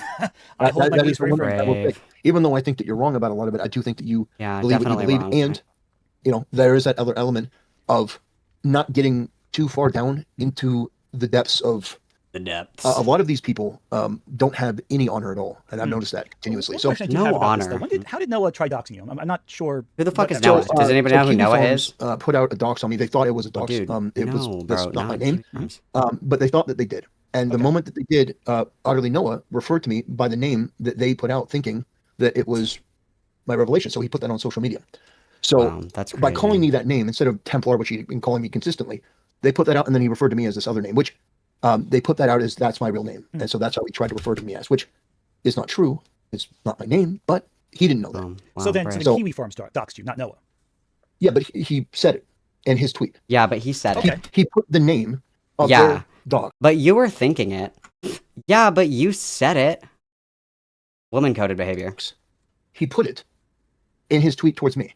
Okay. Referring to me as the name in which they dog. So that, for me, crosses the line. Wow. So That that's crosses my, a that's big my line, stand on it. buddy. If you disagree with me, fine. I If just you don't think have, that would be how we would define doxing, but you know, if that's a lot. 100%. What coming out is, I don't know if I define it as doxing, but like if that's what. First of all, ticked you off, that's that not. ticked you off. First of all, for you to decide. buddy. That's for me. Excuse to me. decide. That's a fair. Excuse you know, me. I'm not gonna argue with this QB with him. Farms put out what they thought was my real name, and this gay furry lisping retard. This gay decided to go out furry. on social media and thought he was clever by putting that name that is not me, but they thought that it was, and put that out there as though it were my real name. So Wow, that's that crazy. is for me. That is you repeating something because you think that you're clever, or you think that it's going to hurt me. Or Yeah, anything. you think you're clever, don't you? He pal? didn't know that it wasn't real at the time. He thought that it was. So that's my interpretation. That's my perspective, and that is how I ultimately. That's make my these decisions. opinion! You go out there and do something like that because you think that you're clever. I'm just going to say, no, I really don't want to have a conversation. I'm just with you. gonna say no. I don't think that once you stoop to that level that there's anything of value to be gained. I'm gonna say Well, I appreciate absolutely. That's my. You can hold a different standard if you want. You have been but if stopped. you don't broadcast what your name is, and another group says, "Oh, this guy," you put your name out there, Anthony Grugamelli or Graham Muglia. Or Oh, this is my favorite. Anthony Gabagool. Anthony Gay. Nice. If that weren't your real name, and that were a username, and then I came out and said, "Well, Anthony's real name is really Mark." That'd be a weird one. Really Mark is Dude, really that'd be Mark crazy. Levin. That'd be a And now real, your name's real probably- jump on the line. Not Mark Mark Levin. Levine, And then bro. somebody went out and goes, "Oh yeah." And he didn't even say Mark Levine correct either. Is this guy fucking illiterate? Or, you guys, am I saying Mark Levine wrong? Am I saying it wrong? Is that how you say Mark Levine? Please say yes. Please respond, not clickbait. Mark. You go, okay, well, this person tried to Okay, dox me. well. They didn't know that it wasn't my name, but they still attempted to do so. So we may have different standards on that, but that is for me enough Okay, to say. okay, I That's get the enough. exploration into your viewpoint on this one. I don't agree with it, but I at least see where you're coming from. I see where you're well, coming from. Templar is a great time. It was an interesting time talking to you at the very least. And it was interesting. I don't know if great, but it was interesting. I might More revise it interesting as than well I myself. Yeah. All right, I do think it was interesting. All right. take Well, care. then. I'm gonna head out of your thing. And, No, go for it. Yep. Please. God bless. And God bless did you ever mention that you said that you were Catholic? Yes, Roman Catholic. You're a Roman Catholic. I actually have a question before I go. All right. So you're, wow. you're a Roman Catholic. What's your stance on abortion? My stance on abortion is against the Catholic Church. Okay. Yeah. So, I'm Roman Catholic, but that doesn't mean I agree with everything they say. If I agree with everything the church said, I'd be agreeing. Well, I mean, unfortunately, you know, it's murder. It's killing a living being, is what abortion is. But there are circumstances in society where we deem murder to be an acceptable course of action. So therefore, it logically follows that there are acceptable courses of action when abortion is permissible. Easy argument, Anthony. You fucking suck. You fucking suck. I fucking hate this Italian asshole. With the priest's history with the little kids as well, which I do not. Well, being, no, being an 'cause Italian Catholic man means. is fallen and man's sins. Well, let me tell you this one. Being an Italian Catholic means basically yelling at every priest you say and arguing with them about everything. Yeah. Yeah, that's maybe other Catholics have different perspectives, but Italian Catholics have a tendency to yell at their priests. and As a disagree with them. Roman Italians, Catholic, what is yeah. your thought on the infiltration of the LGBTQ into the Protestant churches? The Protestant churches, I don't care what happens to Protestant churches. Base, I don't care either. I think I'd answer. So, yeah. All right, well, that's fair enough. it's been great talking to you, my guy. Have a good one, all right? And then he cucks the interesting conversations. Anthony, I hate you. I hate you so much, Anthony. It's not even fucking funny. I hate you so fucking much, Anthony. That was the good content right there. That was the good content, was the religious debate, and you cucked it. Sorry, I gotta go, bye. Anthony, I hate this man. I hate him. I hate him. I hate him. I hate him. He's the worst, I think. He's the worst, I think. In my opinion, I think he's quite literally the worst.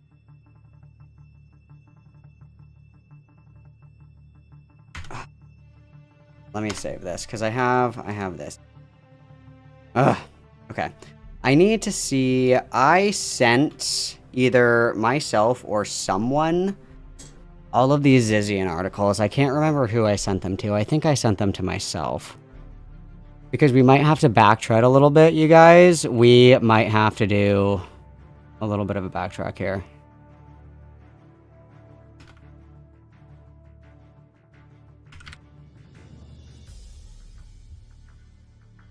Let me see. Because I believe... I put them somewhere. I think I sent them to someone as well. Like, I'm pretty sure that I... Like, you know what I'm saying? Like, I sent them to someone at some point. Where the fuck did I put all the shit? Hang on.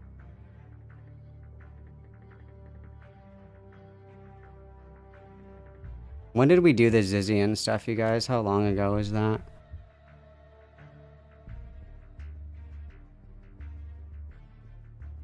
No, I wouldn't be that lucky. I bet it was in, I guess I can just search in here for...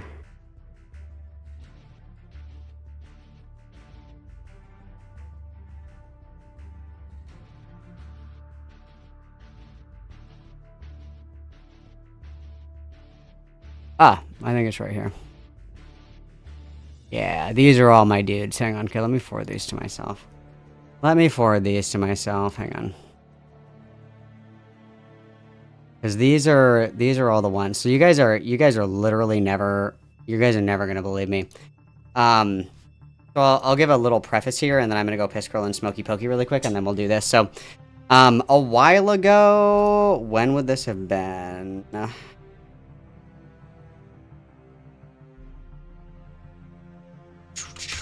Let me get these guys up.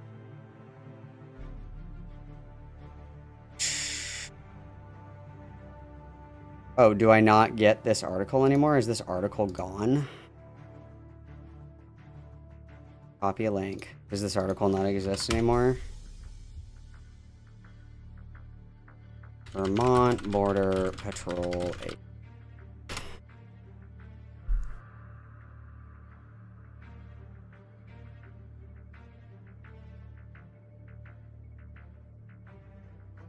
Okay, so it was in January of this year.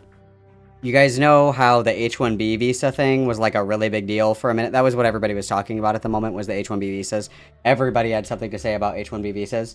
Like that was the talking point of the day. In January, there was a Border Patrol agent that was shot and killed in Vermont. And why that was particularly interesting was at the time, the H-1B visa discourse was like going crazy or whatever. The person that shot and killed the Border Patrol agent was on an H-1B visa. And so I thought that this would be like a big talking point, right? Like I thought that this would be a really big like kind of case talking about H-1B visas and how they're bad and blah, blah, blah. But obviously people that have a lot of negative things to say about H-1B visas, they're talking about H-1B visas for brown people, not white people. And so the person that shot the Border Patrol agent was white, and they were a German immigrant, so nobody thought anything of it.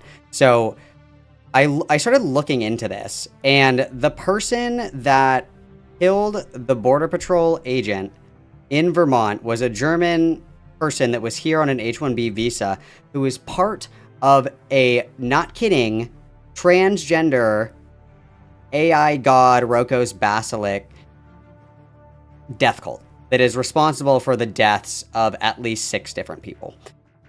So we covered this a while ago. You guys would not believe the amount of reading that I did to try to understand some of these things, and we'll go over it as is necessary, and I'll probably actually segment this one. I still have a thumbnail for this, actually, surprisingly. But so this was like batshit crazy. I started learning about all of this stuff. Hang on one second. I started learning about all the philosophy and shit like that because it's basically like a super extreme form of rationalism is pretty much what it is. And rationalism is like a weird, I don't even know. It's like debate bro, like gay shit or whatever. So, and ironically, Roxy is like 1 degree of separation from this cult. Like the person, so in the Border Patrol agent killing, there was a shootout and one of the perpetrators was killed. Roxy actually knew that person. So she was like 1 degree separated from this death cult, which is crazy. So she was telling me a lot about this rationalism and all this other shit. It's actually fucking schizophrenic and insane. So we'll get ready to go on this long journey together, you guys, because there's a new Rolling Stone article and updates as far as the case is concerned. The last update that I read was that...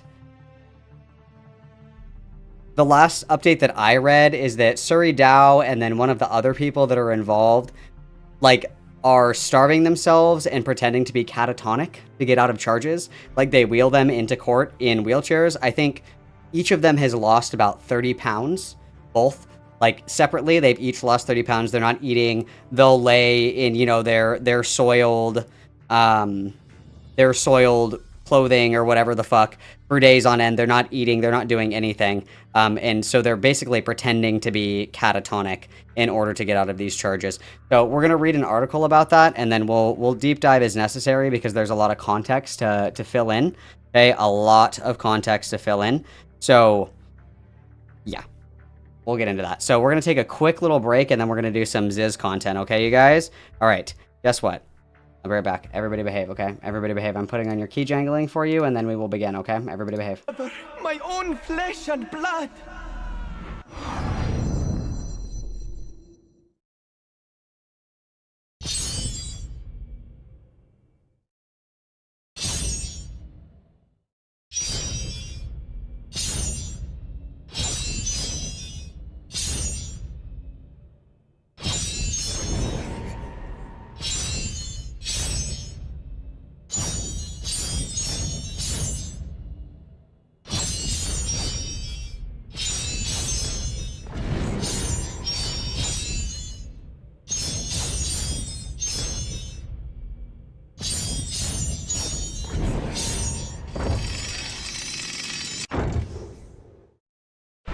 Everlasting love. Rise, spirits.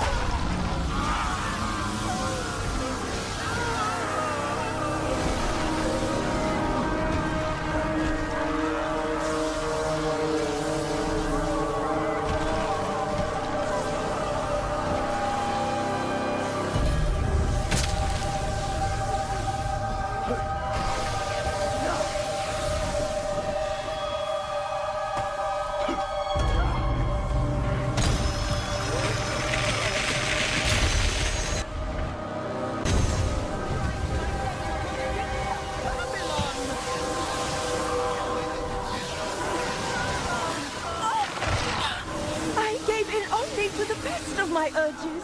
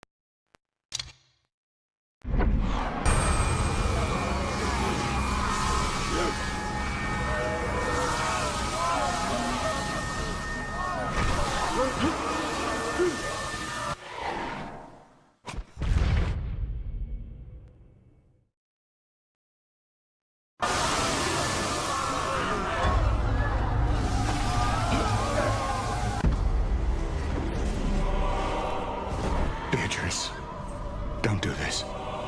Because of you, I must. I would never do anything to cause this. Oh, but you did cause this. Let me refresh your memory. Look into your beloved's eyes, Dante. Look.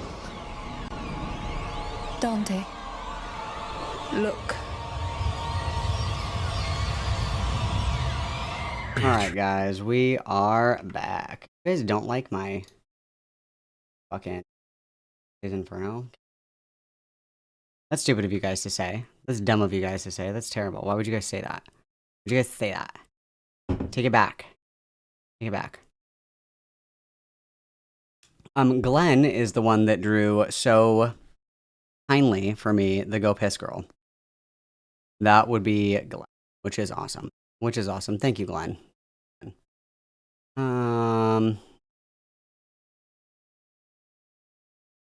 What are we dumping in stream chat right now, you guys? Oh, I was way the fuck back. I was way the fuck back. That's okay.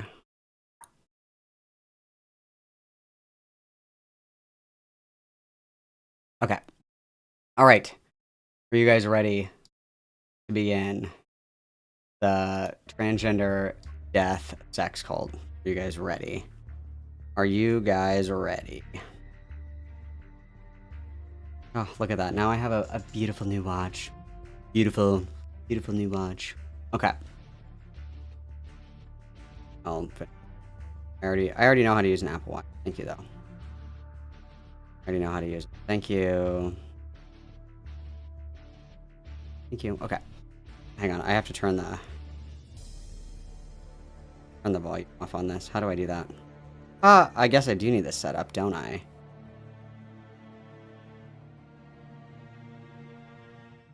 Got it. Got it. Cool. Thank you. Okay, hang on. Let me turn off the volume on this because it's dinging. What do you mean a flood alert? Where are my settings in here? I just have to turn. It's beeping at me, and it's gonna give me cancer. So let me just turn the volume off on this. Hang on. Hang on. Notifications. Notification indicator. How do I turn off this? View, gestures, accessibility, sound and haptics. Silent mode on. Go. Okay, perfect.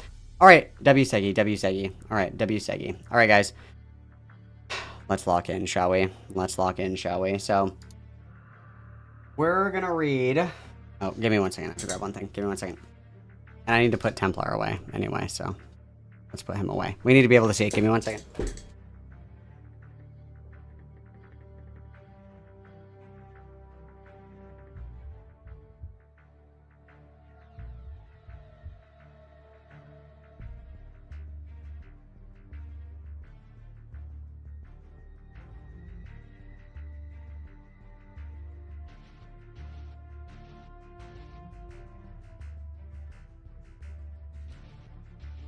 Hello.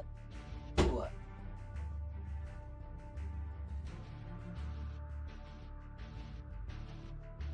Oh, fuck. Getting old as shit, bro. As shit, bro. Hurts to sit. Hurts to sit. Okay. All right. Let's begin, shall we? I need to change to my trans on trans gif here. Hang on. Where is she? Trans on trans. Yep, there we go. Much better. Much better. Okay. Much better. Let's get this over here. And then let's go 8-bit. All right. Here we go, guys. WSEGI. WSEGI. Okay.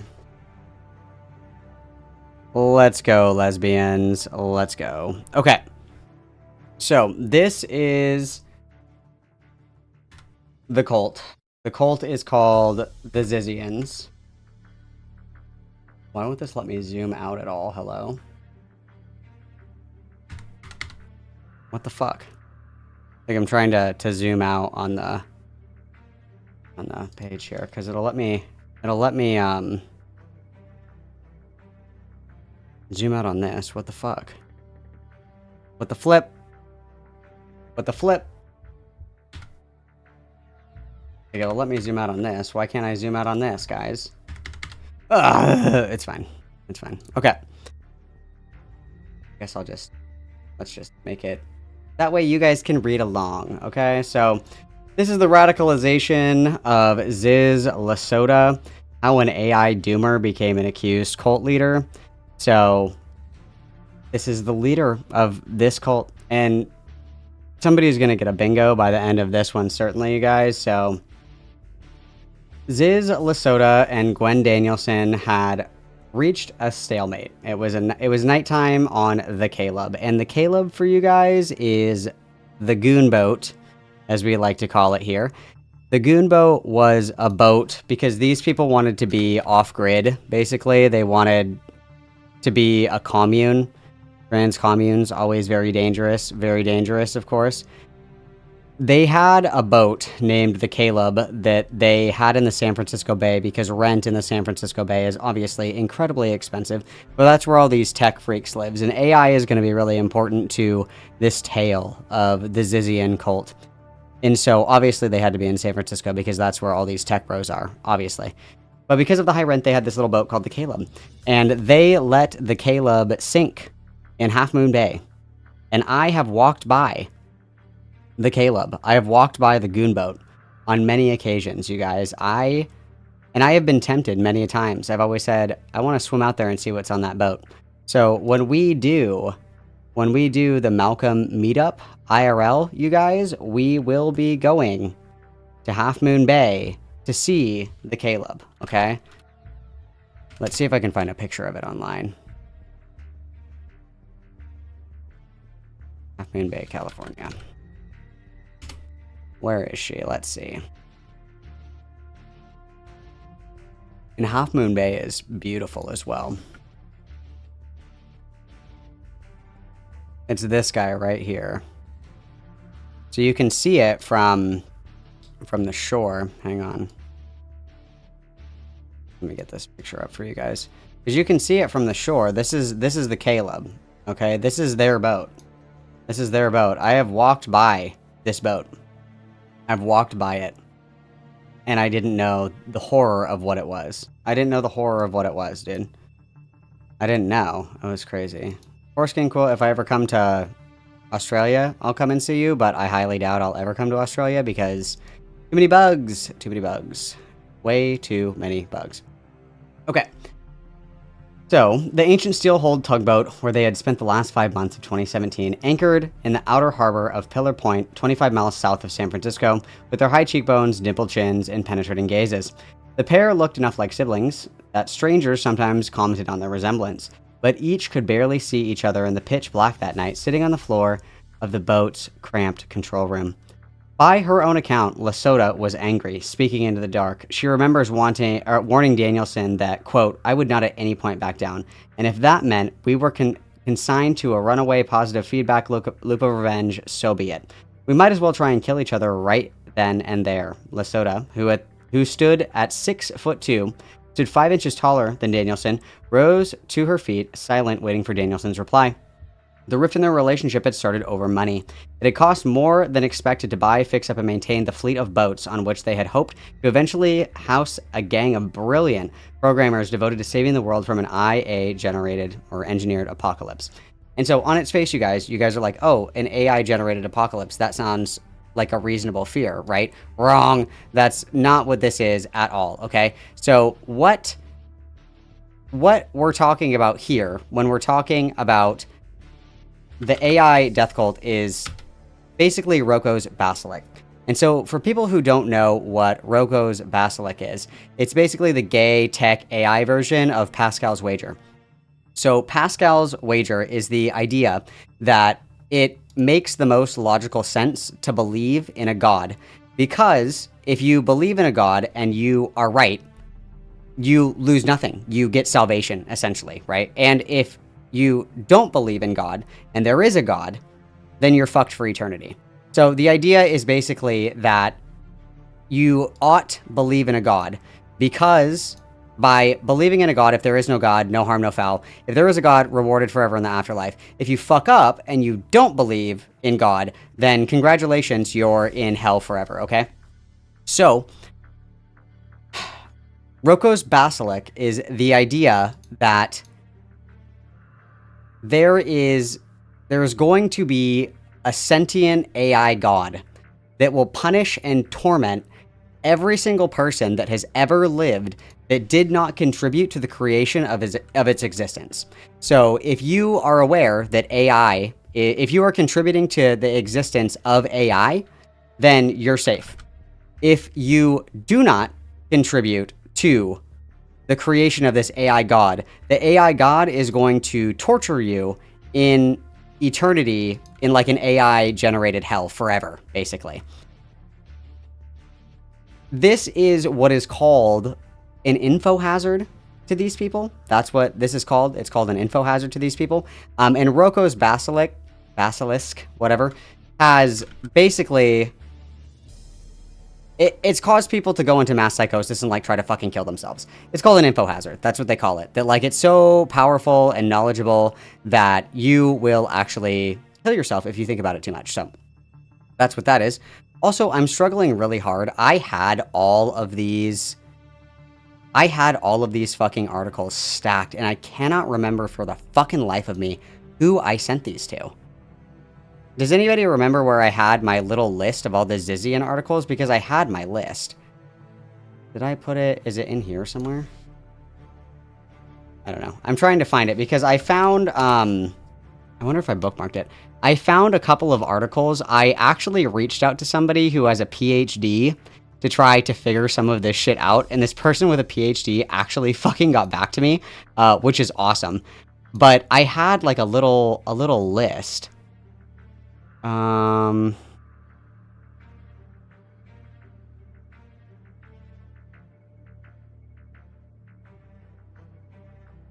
I don't know if I'm going to be able to find it anywhere because I had them all saved.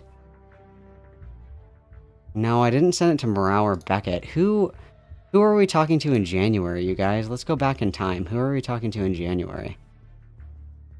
Let's back up. Who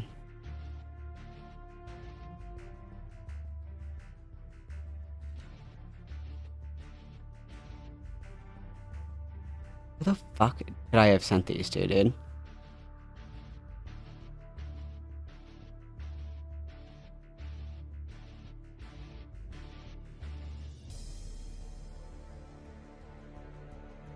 Because I had a list. I'm looking on my computer to see if I saved it. I had a list of all of them at one point or another, and I can't fucking remember where I put them. And even when I look in the Discord when I do the ZIZIANS, I'm getting a list, but it's not the list that I want.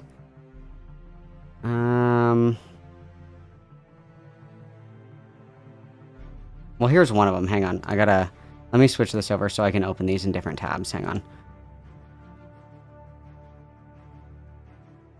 I know I sent something to RB. This is this one, because I have several. This is...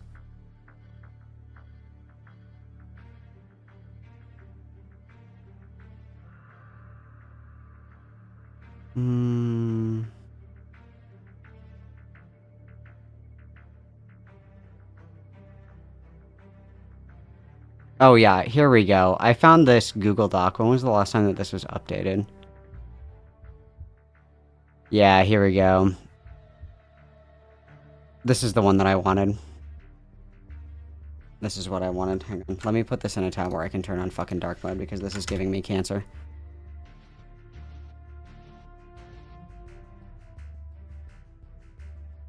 Yeah, this should be the one that has everything I need in it. Okay, so we can continue.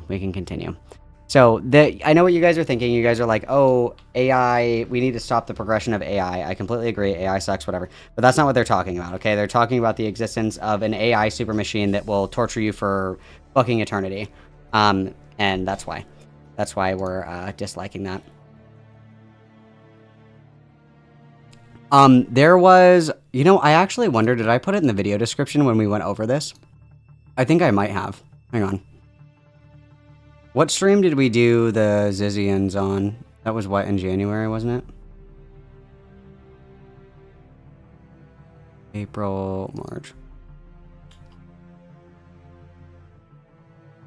Oh, here we go. Hang on. Go back one more. I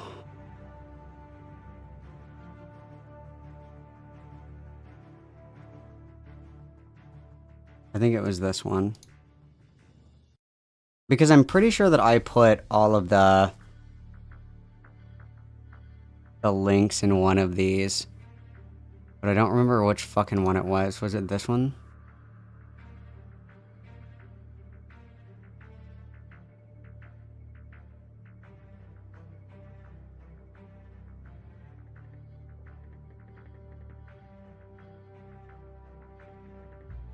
It would have been after that.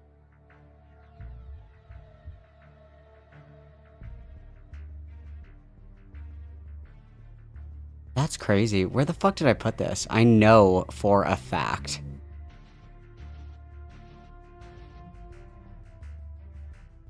I know for a fact that I put all of those links in something. I know that I did. Is this the stream that we did on this?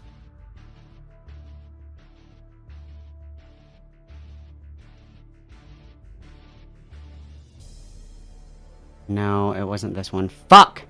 I wish that I could label my streams appropriately. That'd be so cool. Because I think it was this one. It should have been this one. I think this is the one that we did. Yeah, that's familiar. Nope, this is the Lexity shit. What date was this? This was January 20th, so it would have been after this. It was a card posting stream.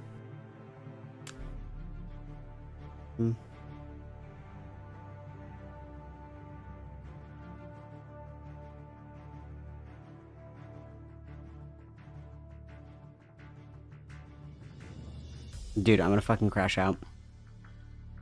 Because what I had was I had a list of like different things. So I had a glossary of terms. I had like a bunch of shit. It was incredibly helpful because they use like weird language and shit like that. I thought that it was this one, but it might not be. Unless no, I think these are them. Hang on. I think I got them. Okay, so I have. Fuck am I? Where the fuck am I? Okay, so we have this one. Okay, correct. And then I have this one. Yup. Okay. Yup. Okay. Yup. All right. And then this one.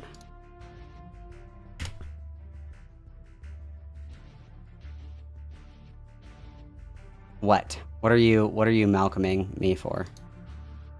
Okay, I need that to load, and then hopefully that loads. It's an archive link. I hope it's not dead. I hope it's not a dead link. And then this is... I think it's this one. I think it's... Fuck.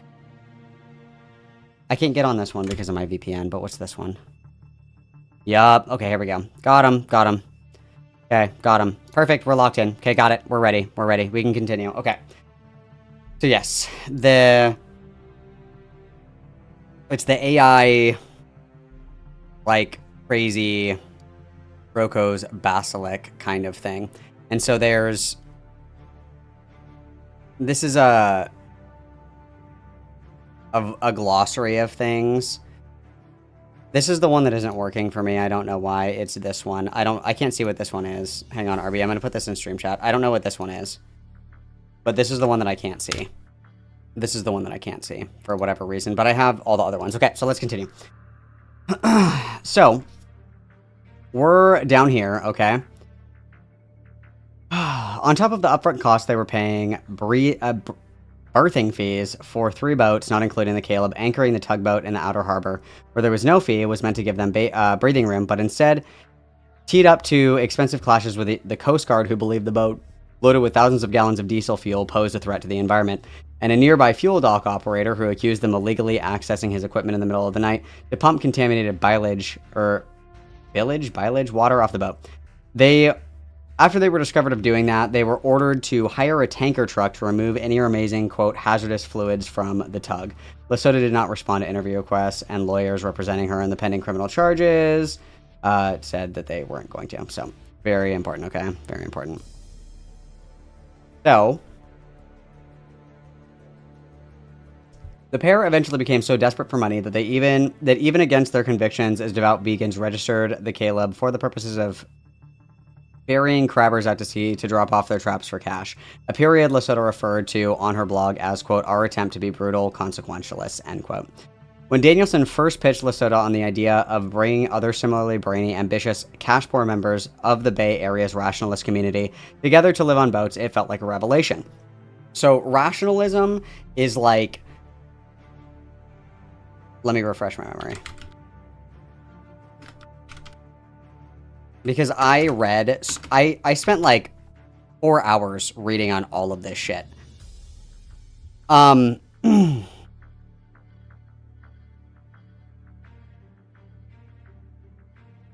So rationalism is like the idea that through logic, like anything can be logicked or like rationalized or whatever.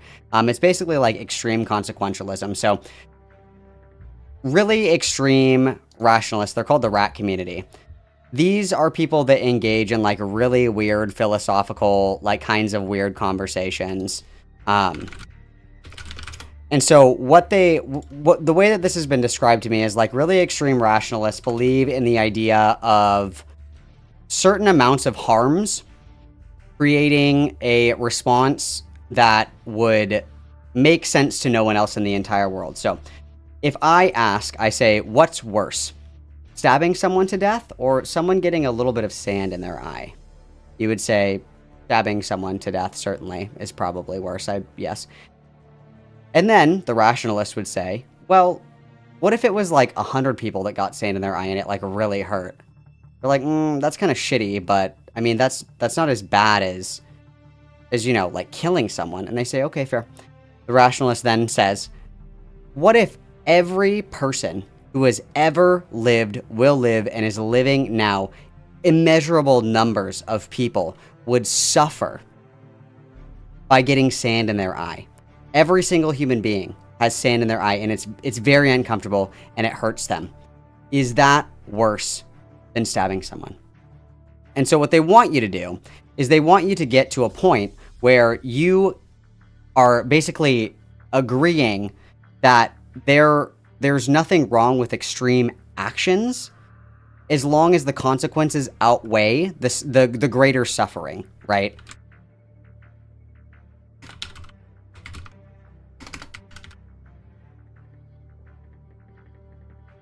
And these are like Reddit people. Elon Musk is a rationalist. And so Ziz has her own form of rationalism.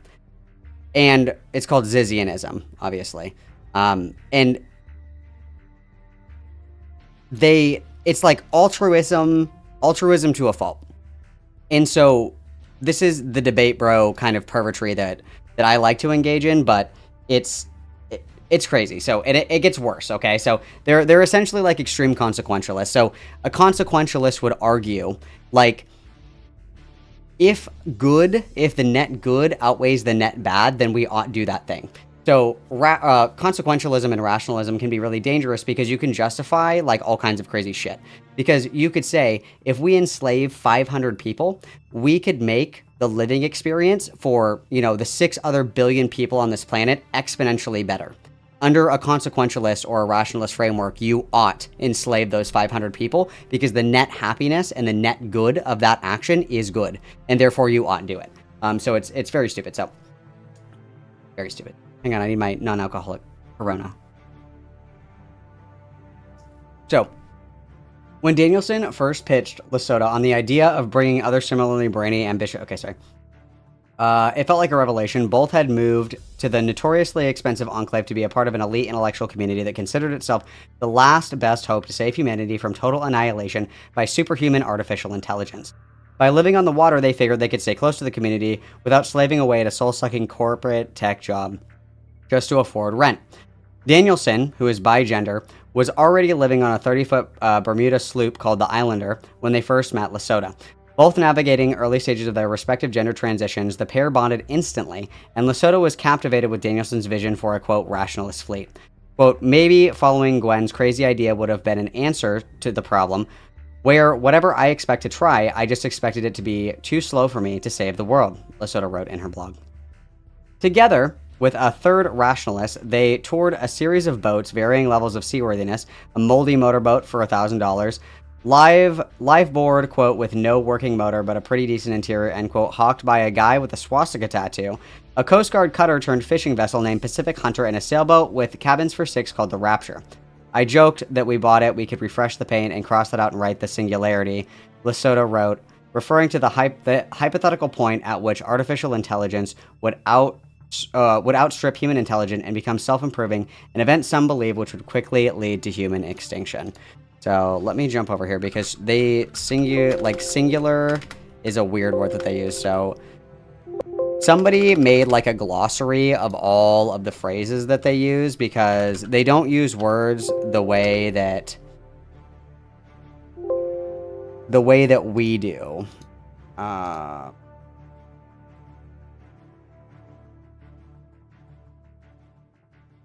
fuck. Where is it in here? I don't know if I'm going to be able to find it.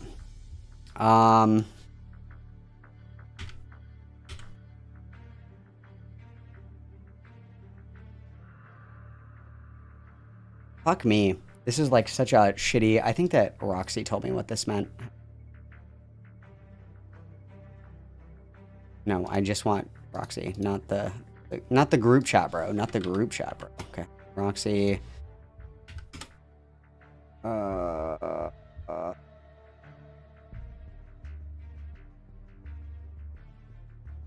Oh, here it is. Okay, so... so when they're talking about the singularity, what they're referring to is this. It's the Singleton Global Governance. So this is the idea that Nick Bostrom is somebody who made this idea. It's an abstract concept that could be implemented in various ways. Bostrom argues that superintelligence could form a singleton.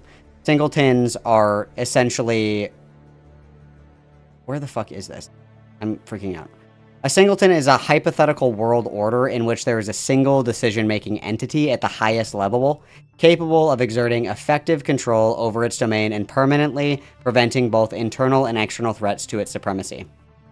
So this is like another schizophrenic AI guy who did like way too much fucking acid and ketamine and thinks that there will be like a supercomputer that will make decisions and is basically unstoppable because it has so much control and knowledge and it's self-learning that it can never be defeated. So it's like the robot from The Incredibles, basically. The big round one or whatever the fuck. So that's what they're talking about when they're talking about the singularity. That's something that they believe in. They believe this AI god is going to be that singular thing. Lesotho later wrote, referring to the hypothetical point at which artificial intelligence would outstrip... Okay, I already said that. So related content, okay. In the end, they opted for a decommissioned Navy tugboat called the Caleb with help of a motley crew recruited via rationalist mailing lists. In July 2017, they piloted the Caleb down the west coast. Pilar Point wasn't supposed to be their final destination. Lesotho and Danielson planned to head towards Biensa or somewhere along the Sacramento-San Joaquin Delta to start their housing project in earnest. But under increasing financial pressure, and after a dispute with the boat's co-owner, they stopped at Pilar Point, thinking through their next steps. Living without the burden of rent, on land at least, was supposed to give Lesotho and Danielson more time to devote to AI safety. But instead, in the months that followed, any time not consumed by the boat crises, they spent talking, refining each other's speculative theories about the brain, the laws of the universe, and beginning to question whether the community they poured so much effort into was made up of the kind of people they once believed it to be.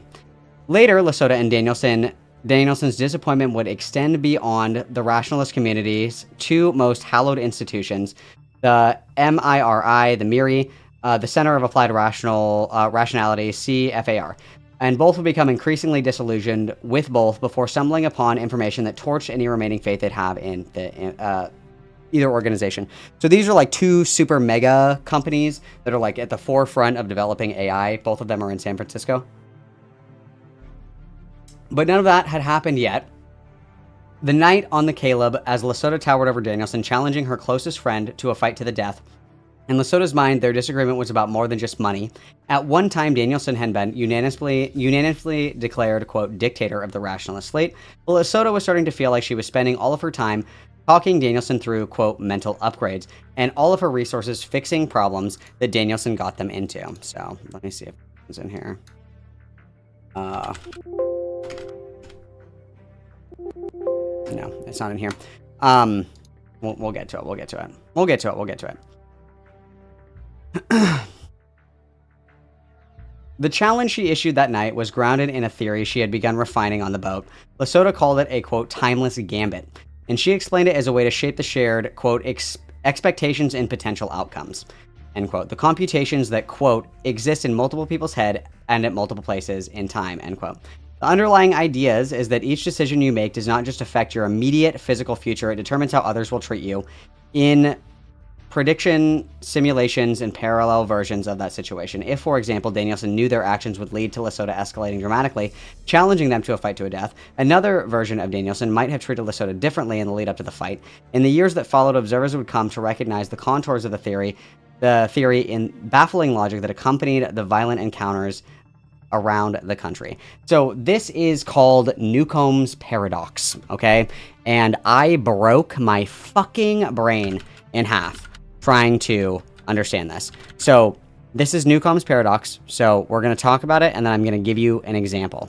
Okay, so we're going to go to Newcomb's problem, okay? So what this is we're going to come over here, and then I'm going to draw you a picture, okay? So Newcomb's problem is a paradox, is a thought experiment involving a decision problem where the player must decide, okay? So what this is meant to do is that this demonstrates that all actions, when predicted, can be countered by another's actions, okay? And that doesn't make any sense, but we're going to talk about it, okay? So Newcomb's paradox believes in the idea that, so this is how you solve it. So there is a rational observer, okay? The rational observer knows your choice before you know it.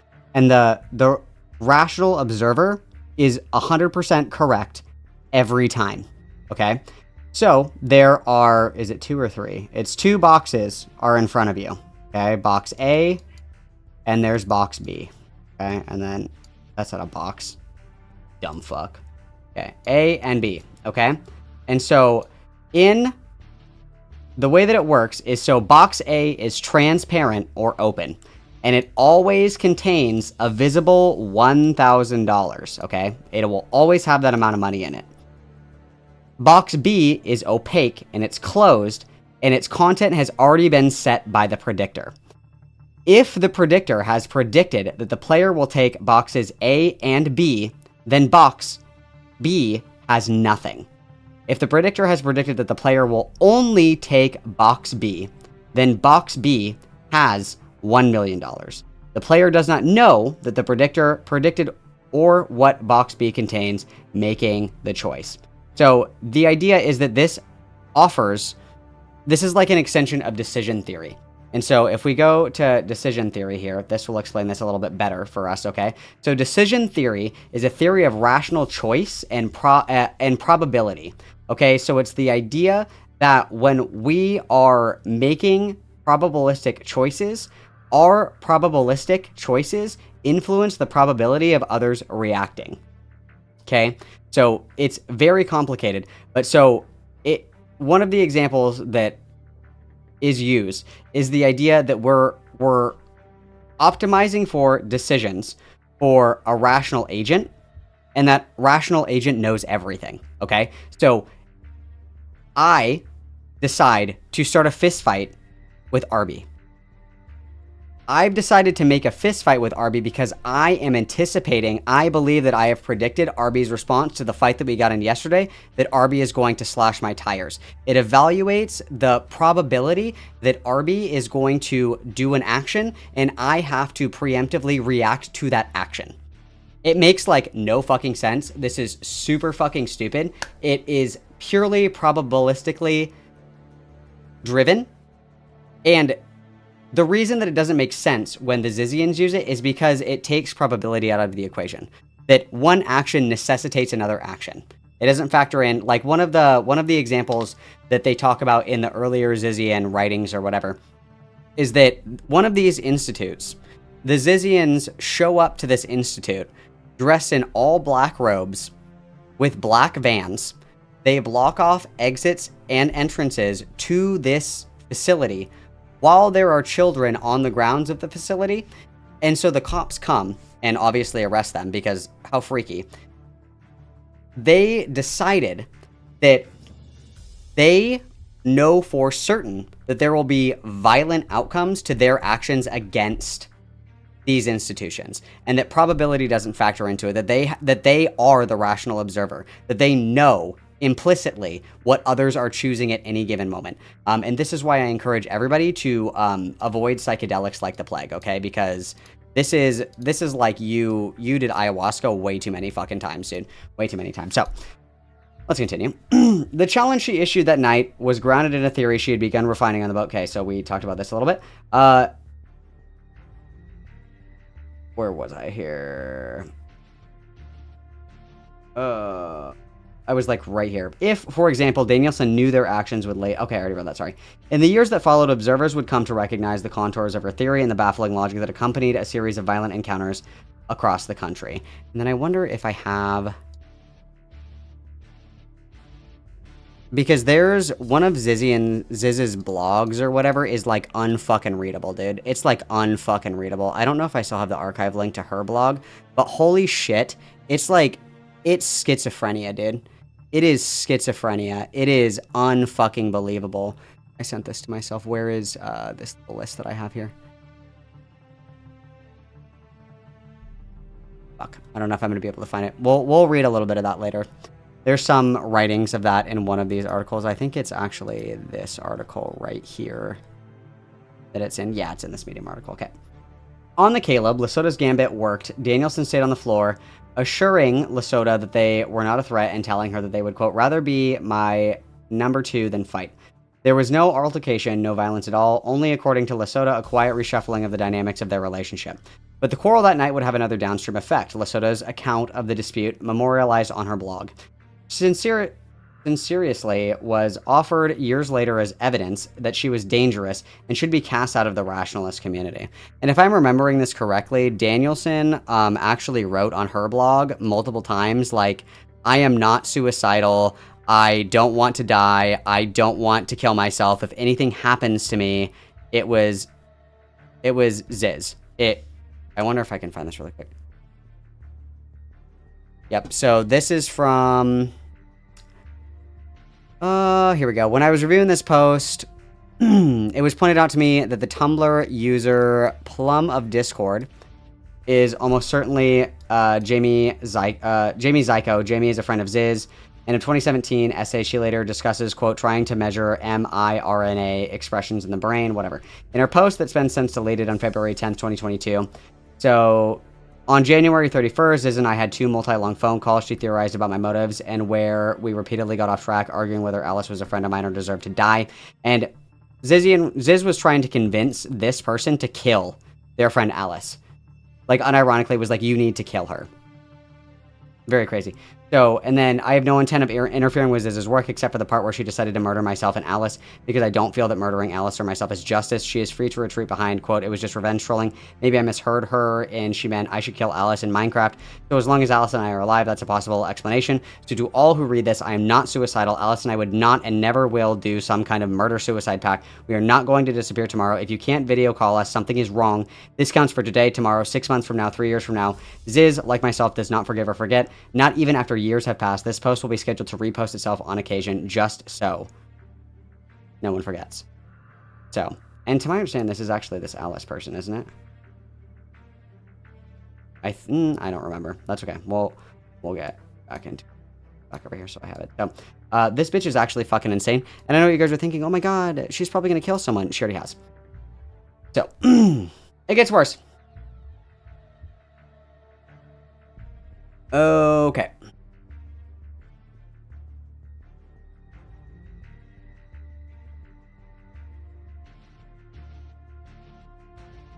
I was right here. But the quarrel that night would have had another downstream effect. Okay, blah, blah, blah.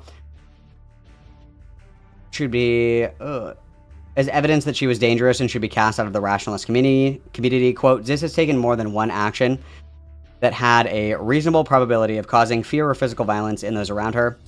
CFAR's president, Anna Solomon, wrote on Facebook, using the boat story as an example.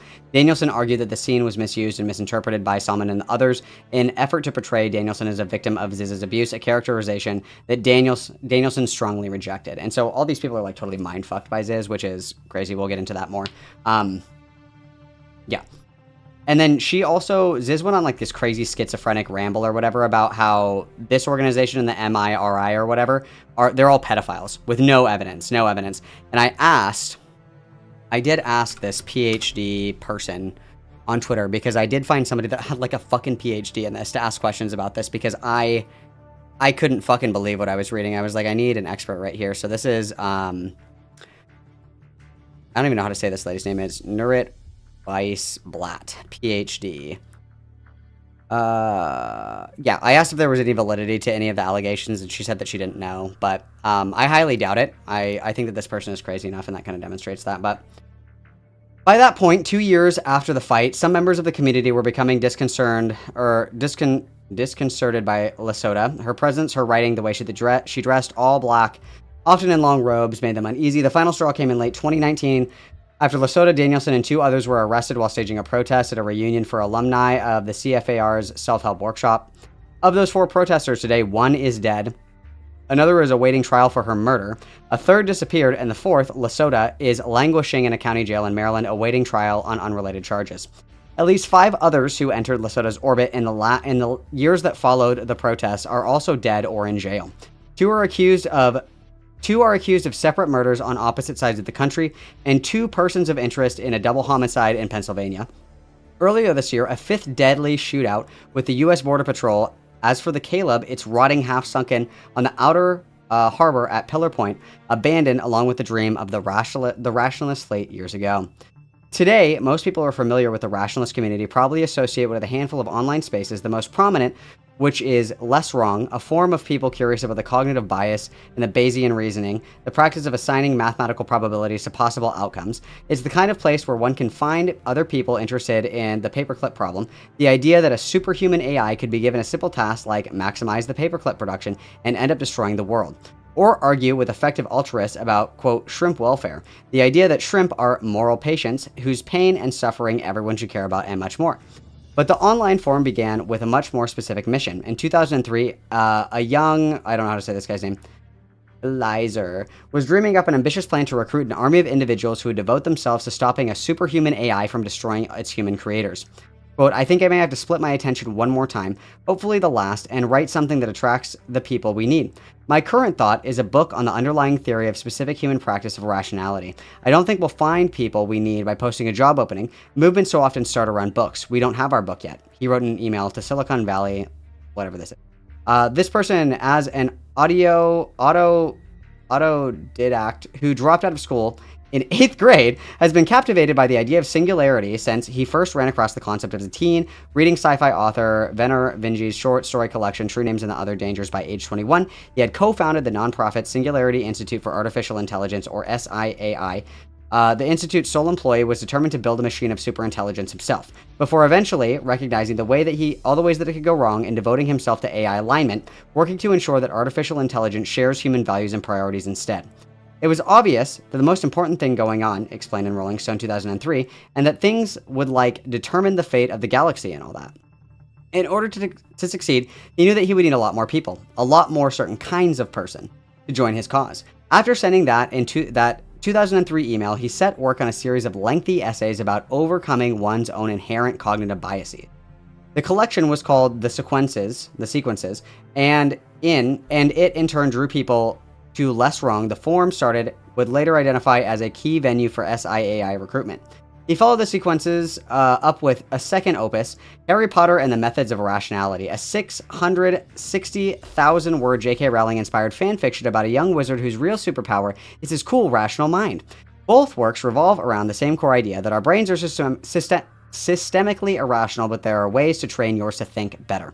His plan worked. Droves of readers, young, brainy high achievers who wanted to make a difference in the world, read the sequences of the Harry Potter fanfic, and many came to Berkeley to work on work or volunteer at 2 organizations, both spun out of the original think tank, the Machine Intelligence Research Institute, or MIRI, devoted to the technical research needed to develop friendly AI, and the Center for Applied Rationality, or CFAR, devoted to the broader goal of helping people become more rational so they would take the threat of artificial intelligence more seriously.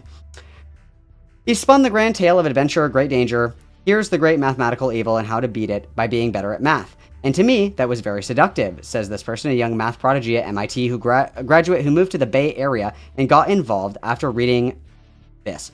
I was like, wow, that sounds really nice. I would love to be a big shot hero and save the world by the power of math. Lasota and Danielson were among them too. Both dropped out of school, Danielson abandoning academic scholarships at Rice University, Lasota leaving graduate studies at the University of Illinois Urbana-Champaign, and moved to the Bay Area convinced by the argument that singularity was coming.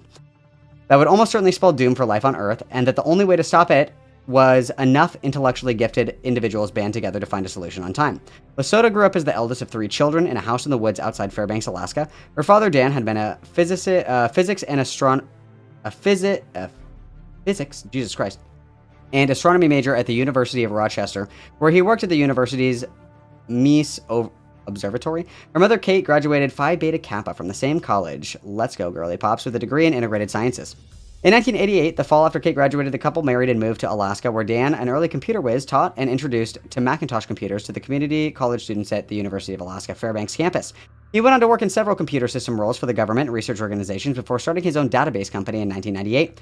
Today, Dan is an instructional designer at the University of Fairbanks, where he was described in staff spotlight as, quote, our go-to person for all things related to research on AI and education, and devotee of games like Dungeons & Dragons and Civilization VI. All 3 of his children studied at the university, including Ziz, a university honor scholar who graduated magna cum laude with a bachelor's in computer sciences in 2013.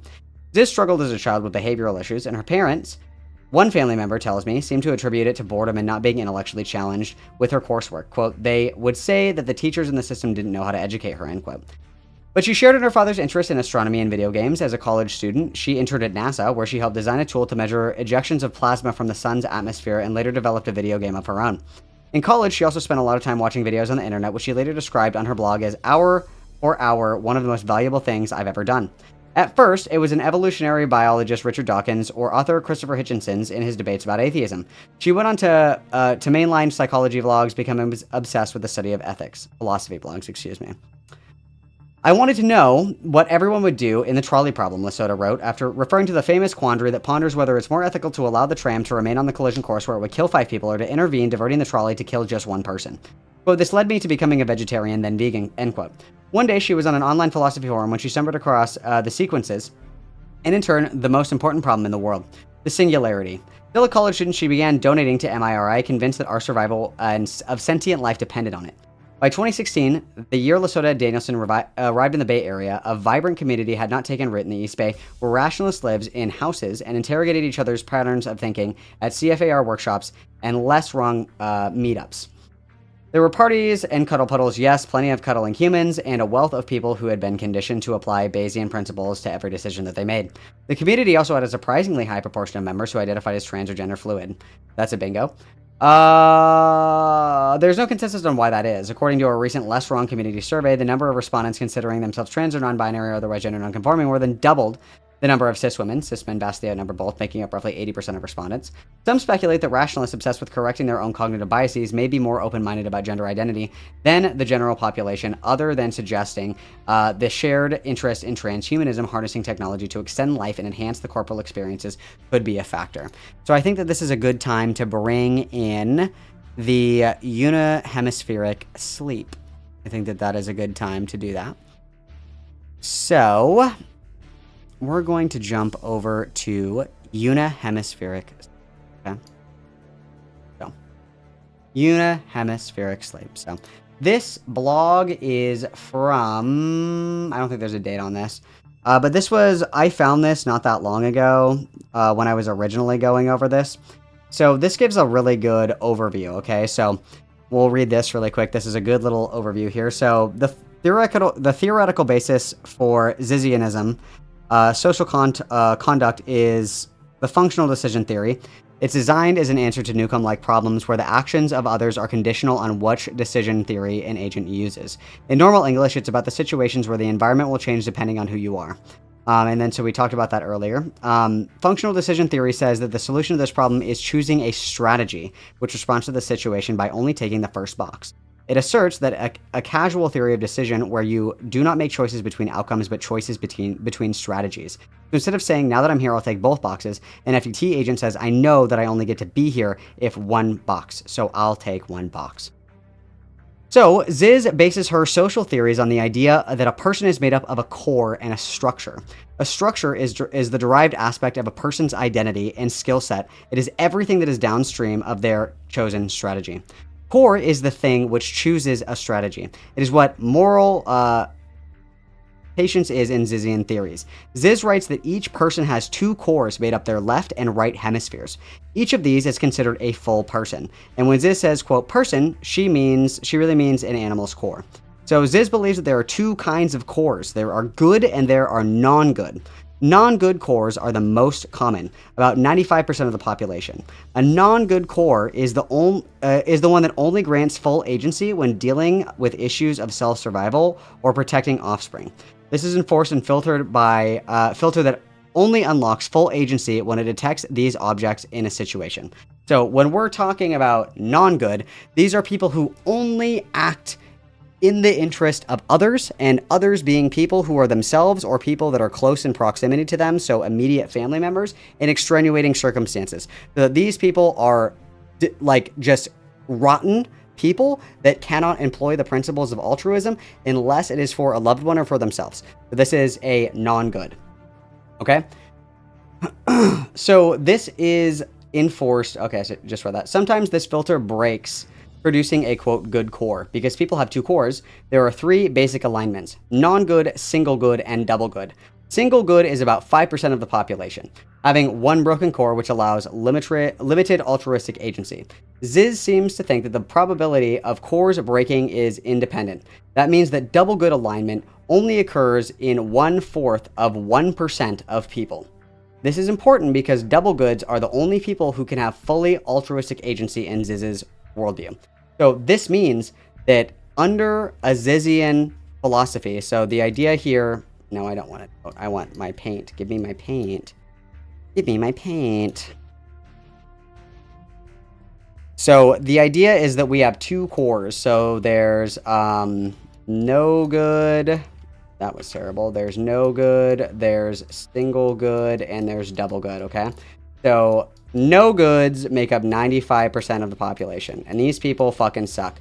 We kill these people. These people can never change. Single cores make up 5% of the population. These are people that can be unlocked, okay? But if they're not unlocked, well, so we kill them if they're not unlocked. If they're unlocked, they get to live though, okay? So you want to unlock that core. And Ziz is the only person that can unlock this core. That's important. Double good is 0.0004% of the population, and these are people who don't get killed. And of course, these are Ziz and Ziz. And so what Ziz will do is she will find people who she believes are, or she tells them they are single good, and that she can unlock them, and then they get to live, and they don't have to die. We don't want to do that, okay? So you may be asking yourself, how does she unlock the cores? That's a really good question. How do we unlock the core? Okay? And this is important because, here we go. These are the important parts.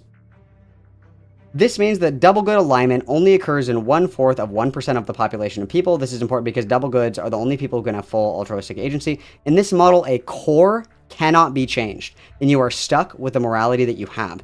This is important because in later sections, when people have bad cores, she says that they need to die. So we're going to come down here to these. This is unihemispheric sleep. This is how we unlock the cores, okay? So one of the techniques that Ziz uses to manipulate people is unihemispheric sleep. UHS for short. And obviously, this is total fucking bullshit. Don't do this. This relies on the pop psychology, like, kind of theory.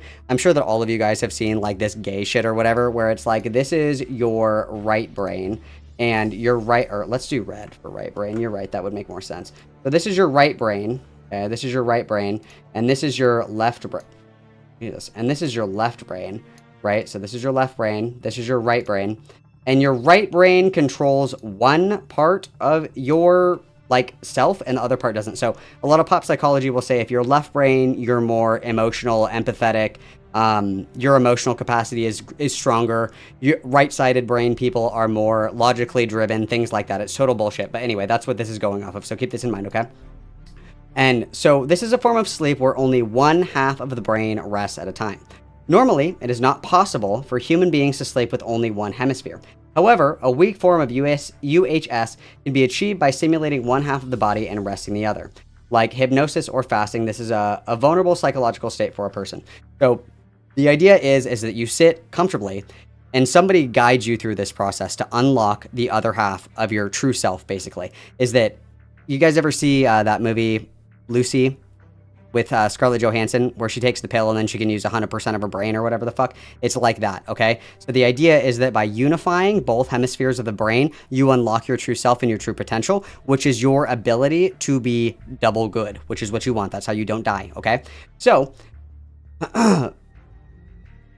so they're simulating half of the body and resting the other, like hypnosis or fasting. So the idea is that you sit comfortably, someone is guiding you, and you're doing something with, like, you have your right eye closed, your right side of your body is like relaxed, like you're going to sleep. With your left side, you have your left eye open and you're doing like a crossword puzzle, or you're watching a video, or you're reading something. You're doing something to stay awake, okay? And that is believed to put half of your brain to sleep. What this actually is, plain and simple, is sleep deprivation. So it's not like you're unlocking a secret self. You are sleep deprived, and so your capacity and your, sensibilities are diminished severely. Try getting, 1 hour of sleep 4 days in a row and see how, like, coherent you are. You're thinking and talking crazy shit. So that's what this is. It's just sleep deprivation, okay? So, like, entering UHS requires that the sleeper be exhausted. It also has disorienting effects, so they are not quite themselves. The ZIZIANS exploit this state to convince the unwary that they are actually two people. Ziz believes themselves to be double good, and almost without exception tells the people that she's recruited that they are single good. By doing this, Ziz establishes a relationship of moral superiority of her followers. So, this is what you do. Be tired, lay down, distract one eye, eventually you fall asleep. Once into UHS, it's supposed to be possible to interfere with aspects of your personality infer your different aspects of your personality that are associated with which side of the brain. So one of the dangers of this is that it provides a false sense of rest after waking, and if you pay close enough attention, you'll realize that you were inhibited and need real sleep. It is unknown if this is it's total bullshit or whatever. And so what happens here is that we're creating a new identity by doing this unihemispheric sleep. So the idea that every human is actually two people is not just recognized as an abstract fact. ZIZIANS encourage the adoption of a new identity along these lines, giving a name to each hemisphere. So Ziz's left hemisphere is this name, I don't know how to say this, and then the right hemisphere is this, I don't know how to say this. And they encourage new members to make significant and uncharacteristic lifestyles. Most of the new ZIZIANS are told they need to be vegan to remain in the group, they have to change their wardrobe, blah, blah, blah. So all four of the people that were arrested as a part of Ziz's protests were transgender. The fifth was let go without charges. This is far from coincidence, and they often target trans people because why? Trans people are vulnerable, and, they're looking for social acceptance, so they'll cling these things, and they'll make excuses for behavior as long as they have an in-group to participate in. So what we have done, I don't know which one this is in, actually. Because in one of these articles, they talk specifically about an individual who committed suicide because of this.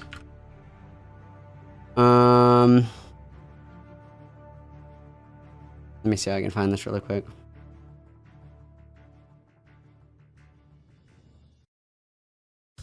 Oh, here we go.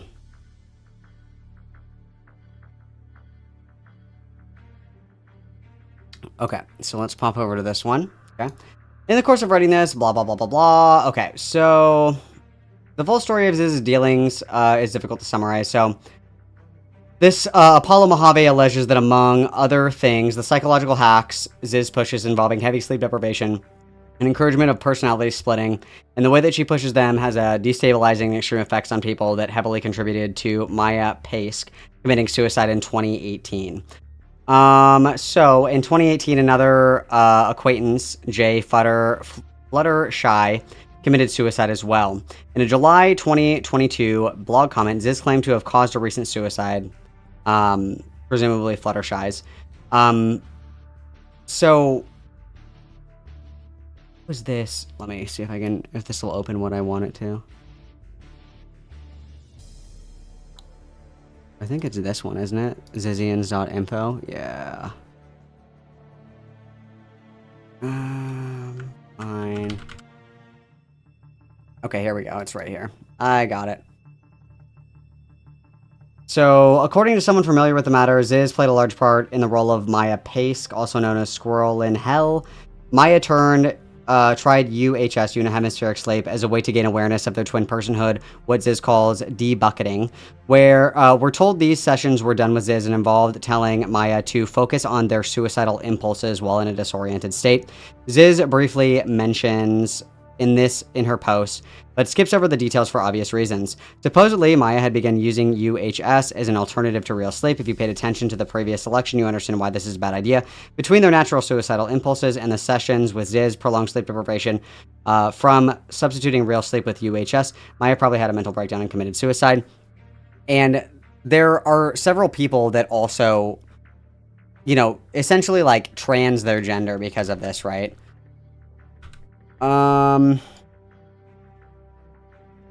Should be on this one. It's not.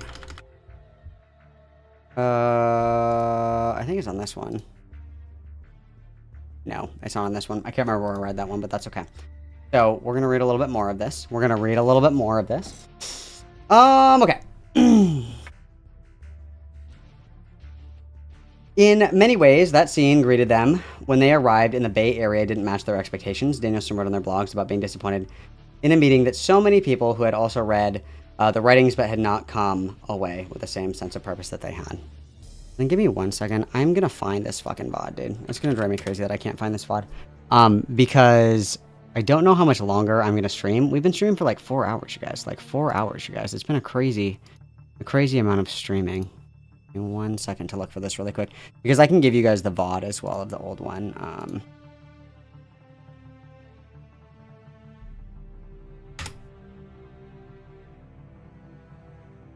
Because I gotta find this. It's gonna drive me nuts. I told you guys I was gonna go through and rename all of the videos with the actual titles. I think that I'm actually gonna do that now because this is pissing me off. I think this has inspired me to actually bad for me. How are we feeling, guys? How's the energy in the studio? How's the energy in the studio? How's the energy in the studio tonight? Yeah, it's been a little while, man. Excuse me. That non-alcoholic Corona is creeping up on me. Let's see. Yeah, I want to go. This would have been in June. Okay. And it was a card posting one, so it probably would have been in February, I imagine.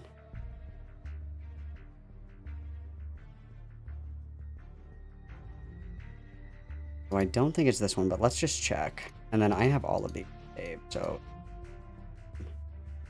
okay, so I try that one, let's try this one, let's try this one, and let's try this one. Let's see.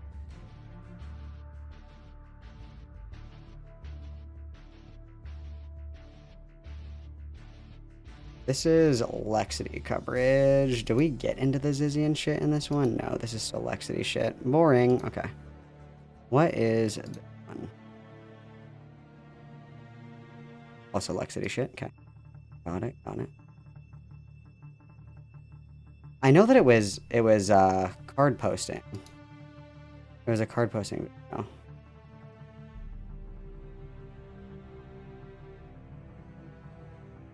No, not this one.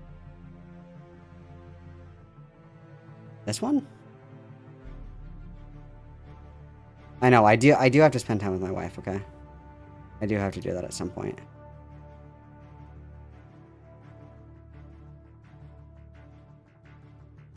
Ah, it's this one right here. It's this one right here. It's this one right here. Where do we start? When do we start this? Okay, hang on. Hang on. I'm going to do this really quick. You guys are going to love me for this one. You guys are going to love me for this one. Let's go here.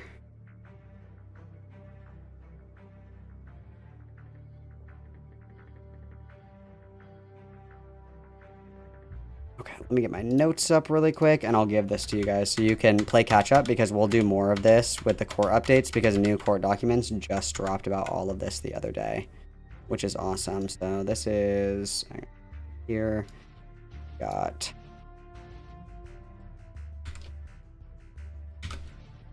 okay, and then what do we do first, you guys? What do we do first in this? On a cross. Wait, will this do this? Okay, you guys, we are going on. My voice, disgusting. This bad boy on. Good one. Experiences. I'm gonna say need a Mamacita one. I don't have one. Somebody clip it and send it to me. Oh my god, I'm gonna kill myself. I don't want to hear. Oh, brain to try and understand. Listen, Mamacita. Jesus Christ. I'll do. Thank you. I scared myself. Onto it again. My YouTube video version brought to my attention. But I would like to call it internet. Okay, so we got 39.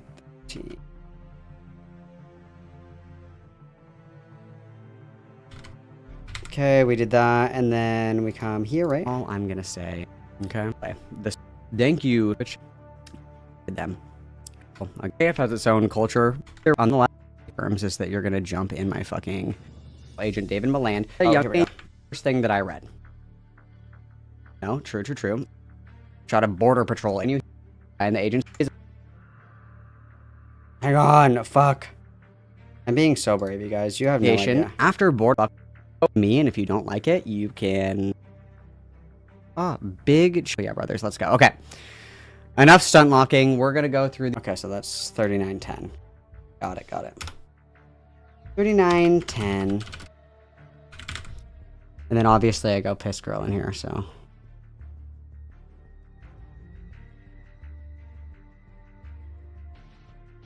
Obviously we have to go piss. Obviously, so. So that's 144, 33.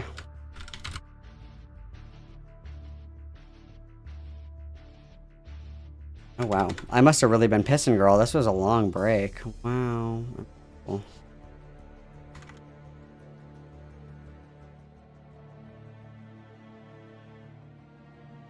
Oh my god, I abandoned you guys for like 10 minutes. That's crazy. I'm so sorry. Do I do that often? Do I abandon you guys for that long? Do you guys feel abandoned? Sorry.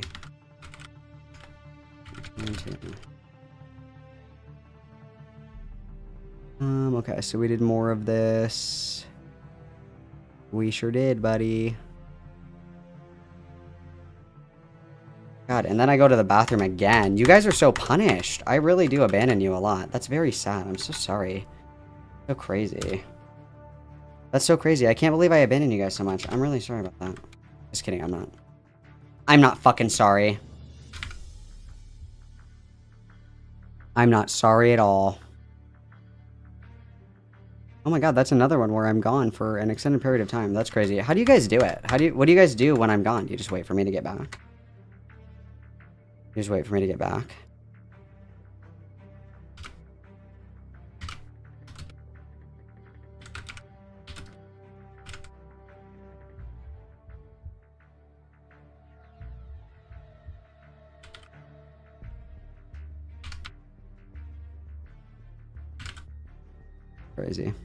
Crazy. Okay, I'm doing this for you guys because I love you.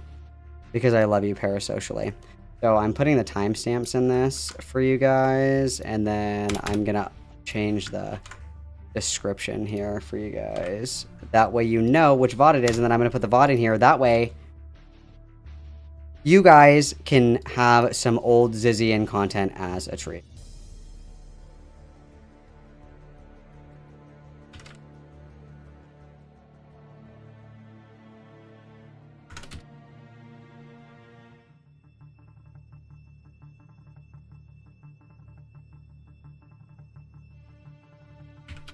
Okay. Boom! I'm such a kind and benevolent God. You guys know that? I wouldn't do it for anybody but you. Okay, there's that for you.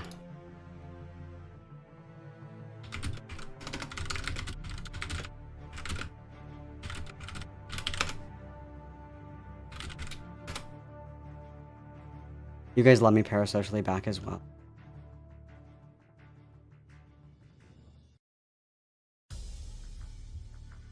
Wow, that's crazy.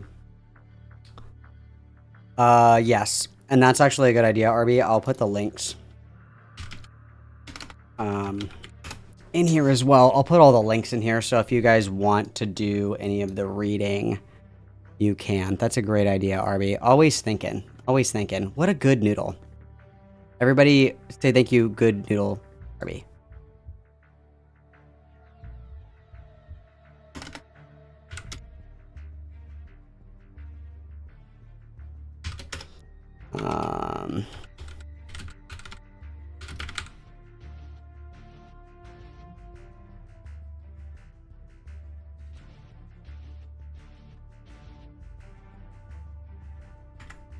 What would we do without RB, you guys? We'd be dead. We'd be dead in a ditch.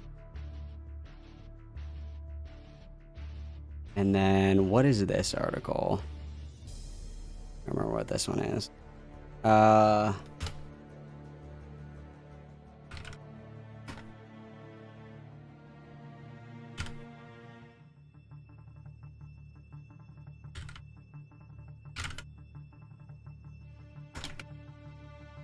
What will we do without RB, you guys? Isn't that crazy? Yeah. This one,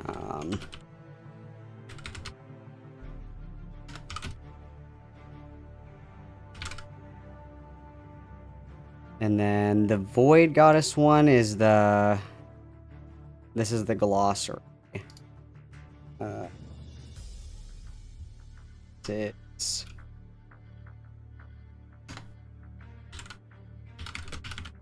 glossary, and then this one is, what was the one that you sent, RB? It was the ZIZIANS.info, wasn't it?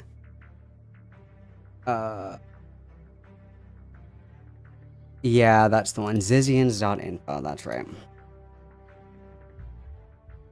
This is the TLDR, and then I don't think that there was anything else that we there was anything else we read on this, was there?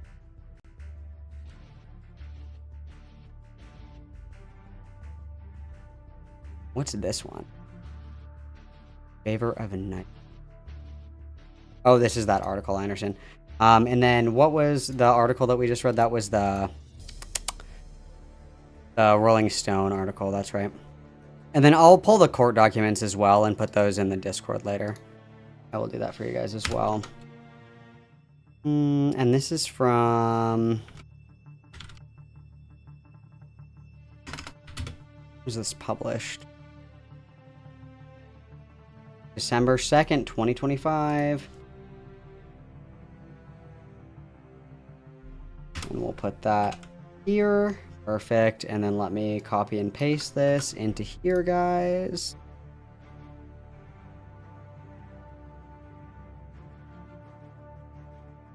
Perfect. Great. We love it. Excellent. Okay. That is saved. I have that saved. This can go away. All right. I'm copying this and giving this to you guys. This has the timestamps, the updated timestamps. This has all of the reading. I'm going to pull all of the court documents, and we'll do that next time that I stream. Stream on Monday. Stream on Tuesday. Don't forget, stream on Tuesday. What are we doing on Tuesday? Members only Subnautica stream. Okay, members only Subnautica stream. So make sure you get those memberships by Tuesday next week, okay? Because I will freak the fuck out playing Subnautica, just so you guys know. Okay? I'm going to send you guys over to K-Huck. Guess what? K-Huck is celebrating hitting 1,000 subscribers. And we better make it at least 1,001, okay? So you guys go be benevolent, kind, loving, show-stopping, incredible, and brilliant. Go show our love, okay, to K-Huck. and congratulate her on hitting 1,000 subscribers, which is awesome, which is good for her. Okay, if you're not in the Discord, make sure you join the Discord. Discord's free. Link is also down below if you don't catch it before chat is done. Make sure you guys check out your merch because time is running out for your Malcolm Christmas presents, okay? Your family is going to love nothing more than being like, what is this t-shirt for? And you say, oh, that's for my favorite YouTuber, Goddammit Malcolm. Oh, what kind of content does Goddammit Malcolm do? And you say, the ultimate rape review. And they say, what the fuck? And then you pull up the video of Parlo and Internet Adjacent arguing about what sex position they were in and who went in dry. Okay, and that is sure to get lips a-flopping at the family function, okay? So make sure that you guys are doing that, all right? Either way, guess what, guys? Love you lots. Thanks for spending time with me. Thank you for being very generous this evening. I always appreciate it, and I always appreciate all the time that we get to spend here together, okay?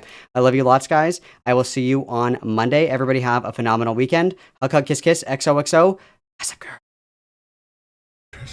What have I done? Do we have an arrangement? I'm no brute. Guards, release this one. And her brother. You broke your promise. You don't know what it was like. But she does know what it was like. I showed her. Beatrice, don't. I have no choice.